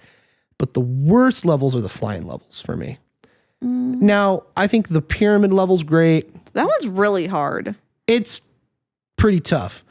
But the worst level in this game, and the most unfair level, I would say, is the robot junkyard fight. That one is hard. I hate the hardest level of the game. It's harder for me than the devil. The devil you can figure out and they do a good job with. You know that's bad when you take the devil over I'm sure they a robot. Spent lots of time play testing and doing a lot of the difficulty stuff. And also there's an even harder mode you can unlock, which I don't even want to touch. Expert mode. Expert mode, I don't even want to touch. I don't even want to look at it. So looking at the robot level, they needed way more playtesting on that level. Like Xbox or somebody should have came in and helped them with that. But hey, nothing's perfect in this world, so oh well. Okay, looking at this stuff now, I like Elder Kettle's theme. Elder Kettle's theme's pretty good, actually. Of course, the Die House, that's a good one. It's a banger. Ruse of the Ooze is actually pretty good. Floral Fury, of course, is top. I like Clip Joint Calamity. That one's really fun. Clip Joint Calamity is really good. Sugarland Shimmy, I like that one. Oh my gosh, I love Aviary Action. That's one of my favorite levels to play. Really? I know it's really hard, but it's one of my favorite levels. I love the music. Let's see. I like Legendary Ghosts. Just that theme. I don't like the Mausoleum. I have that listed here. Legendary Ghost. It's really good. It's a banger. And then I don't like any of the, I think the coin levels. The last one I'll mention is One Hell of a Time, which is the music from when you're fighting the devil. You mean One Heck of a Time? It's One Hell of a Time, and it's great. It's so amazing, Lexi. Yeah, One Heck of a Time. And it's just, it builds up and it gets going, and it's like, oh my God. And then when you get to the last stage, yep. oh my God. Oh, it's so good. And the soundtrack's great. Yeah, I think it is Dramatic Fanatic that has the tap dancing. Yeah, Dramatic Fanatic, yeah. I refuse to listen to Perilous Peers after the pain we suffered trying to beat that I forgot we did that. Players. I tried doing it by myself and I kept getting to the end and just failing. And that stupid octopus with the like anchor in its head, and you have to like tap its Oh thing. my god! And like you have to parry the one thing. It's so ridiculous. And Every stuff's being person thrown who at has you played while Cuphead you're knows doing the that, pain we all suffer. the stuff's being thrown at you. It's so stupid. Anyway. All right. Oh, the Marine Corps. Oh yeah. Dun, dun, dun, dun, with the rat. And then the cat comes in. Yeah. Oh man. I'm trying to think. I don't think I wasn't. Oh, Railroad Wrath. Is that the one with the ghosts? Yeah, and it begins with the train. No, that goes dun dun dun dun. And that one's so fun. That's another fun. Yeah. What is it? The King's Court. So I was right. That's the King Dice fight. That one that I have listened to that so many times, and of course, One Heck of a Time is good. Then can I talk about the DLC now? Yeah, because I'm not well versed on the DLC actually. I never finished it. I only played 2 bosses in it, and that's about it. So something I want to bring up with Cuphead is that it has 5 original songs with the DLC, including with the DLC. So they have including, you mean the theme of the DLC? Yeah. So like they have, so like the first one has the well, Cuphead and his pal Mugman, the Don't Deal with the Devil. Yeah. And then they had the Die House, and then you have the ending credits for the original Cuphead. And then with this one you have the title theme, and it's like it begins with like Cuphead, Mugman, and Chalice made a deal, and then it starts going. It's a delicious last course, and then they have a girl coming in and she's singing. And the first song, when you go over to the DLC island, and it's like, do you want to go over? And then it plays that little cutscene of Mugman and Cuphead being rode over, and it's just playing like the da da da da da da da. I'm like, this is so cute. Did you finish the DLC? Yeah, I beat it. I beat it the year it came out.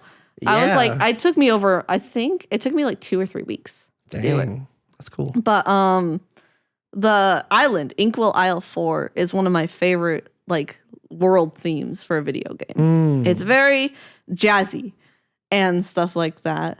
Even the pork rind shop, I think that's good, but it doesn't compare to the original. My favorite track in this whole DLC is Bootleg Boogie, where you're in the bootlegging with all the bugs, and you have to dodge the cops while each boss is doing its thing, and they actually have someone scatting, and she's like, and you have to jump on different platforms, and there's like 4 different platforms you gotta dodge, and like each boss, and then you think the boss fight's gonna end, and then they pull a fast one on you, and the anteater that's been chasing you through the last half, suddenly he pulls off his hat, and the boss is there who's in charge of all the bootlegging, and he pulls out a gun and starts shooting you. And that caused most people off guard. So people had finally finished it after hours of trying to beat the first boss, and they're like, yes! And then he pulled it out, they weren't looking, and he shot him, and it took their last life, and people were so mad. There's High Noon Hoopla, which is with the cow, Esther Winchester. I remember that because I remember how fun the name was. And that boss is very strange. It's basically Clarabelle Cow, but it goes backwards, and it's very strange. I'm trying to think of the other music. Is the last boss theme pretty good? The last boss is the Doggone Dogfight. There's also the Snow Cult Shuffle. I don't like the Snow Cult one. That's the level I stopped at. I stopped there. There's also a one. How many bosses are in the DLC? Well, there's the cliff one, the bootleg one, the High Noon Hoopla, the dog one, and I'm trying to remember the last one. So it might be like 5 total? Yeah. Okay. Well, there's also the secret one where you have to buy something, and then you got to go and do this dream sequence, which was very hard. I think I heard about that. Did you beat it? Yeah. Whoa. And then the last one, Baking the Wonder Tart. That's the last one where you have to fight the salt baker. Yeah. And that one, okay. So basically you're saying the whole DLC is like great. It's basically is. There's music. Like 4 tracks I don't like, maybe 6. Wait, how many tracks are in there? 30. 30 in the DLC? Holy crap. There's like... Because they also included the trailer music. The music that was in the trailer for they have like 56 in the original game. Dang. Yeah. And then like there's a song that the I don't like the song at the very end where you beat the salt baker, and then he's singing this song, and he's like, I am the salt baker, yes I am, and I'm like, what is this? But the last fight, when you have to fight him, there is so much going on in that last fight that by the time you get to the end, it's like doing its normal Cuphead music, and then suddenly at the end you have to jump on platforms and get up to the top of the thing before you fall down. And when you're doing that, it's just the music's going dun dun dun dun dun dun dun dun dun dun, and I'm just like, it's so epic. It's really cool. I mean, it kind of is memorable for me because when I got to the end of the DLC, the game glitched, and so a bunch of sections of the game were white. All the parts with the boss were white. When I was trying to beat I was at the very end. I got it all on my Switch, which thank goodness I got. I need to go look at that footage. And like, there's a part where his head is moving around, and it was all white, and it looked like someone had cut out a piece of white paper and smacked it on him. And that's how I beat the game. That's also how I beat King Dice. King Dice froze in one place and never shot anything out at me. So that's how I beat him too. Yeah! In the original the update or whatever, I beat him where like he paused and he's glitching. I'm like, heck yeah! And then I kill him. I think I killed him. Yeah. I was waiting for stuff and he just kept doing his finger movement. Yeah, he kept doing the finger thing and no cards came out and I'm like, okay. Then it struck twice for me because it happened at the end of the DLC and I'm like, what is happening? Wait, you get to fight him in the DLC? No, not in the DLC. I wish you could. There is a nod to him and the devil. One of the bosses, their last stage, they have hand puppets and they're throwing stuff and one of the puppets is the devil. The other is King Dice. I remember seeing that. That's cute. But other than that, like the soundtrack is really good in the DLC.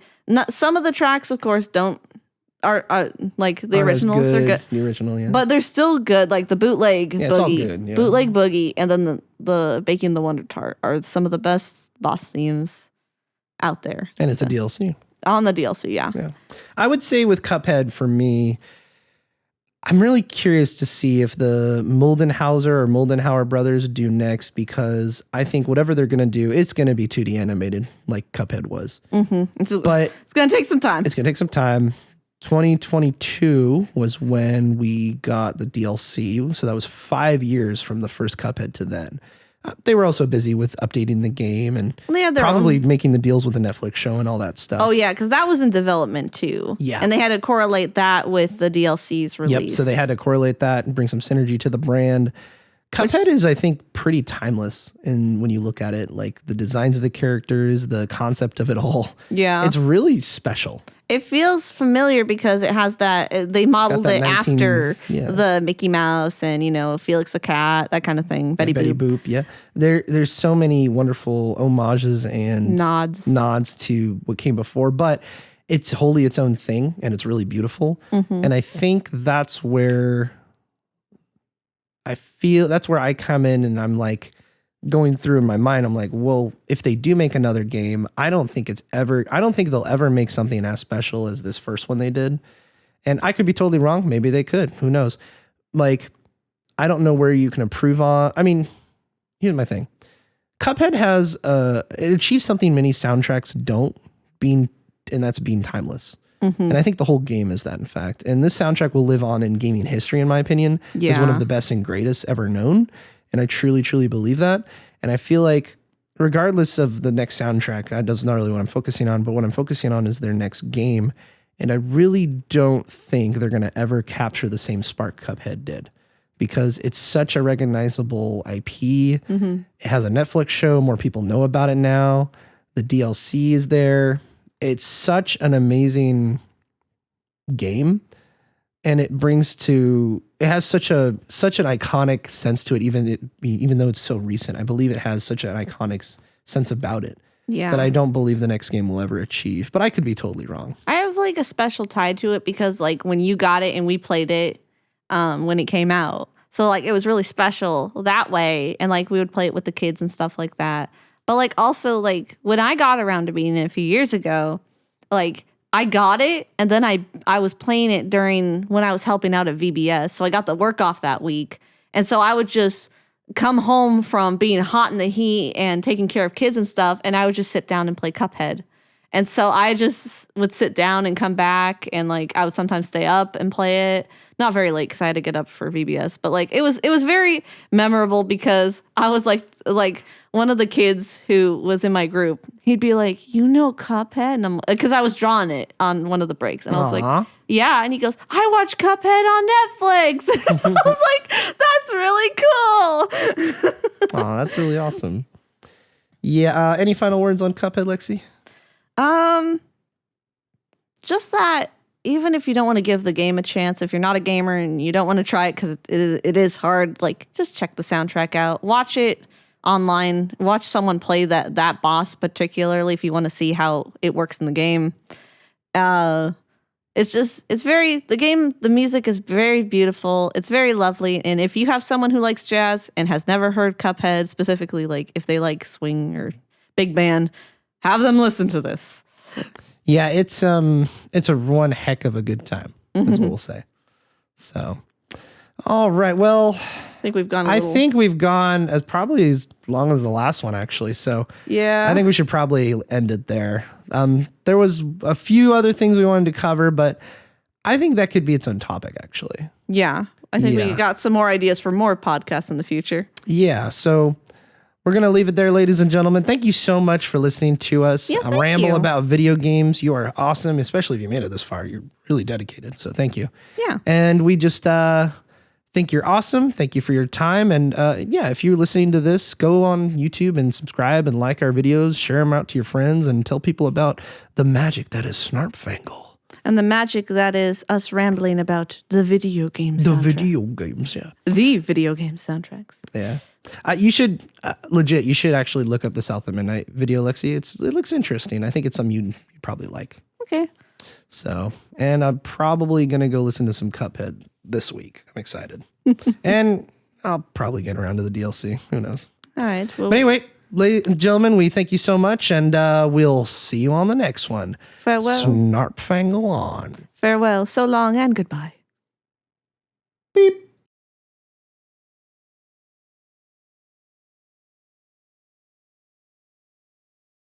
You can even get one of the characters, the main character from Celeste, in fact. That might be a Switch exclusive. I don't know. I don't think so. I could be wrong about that. I can look that up. But no, I just found a booger on my laptop. I don't know why I said that out loud. I'm going to cut that. But yeah, so for Towerfall,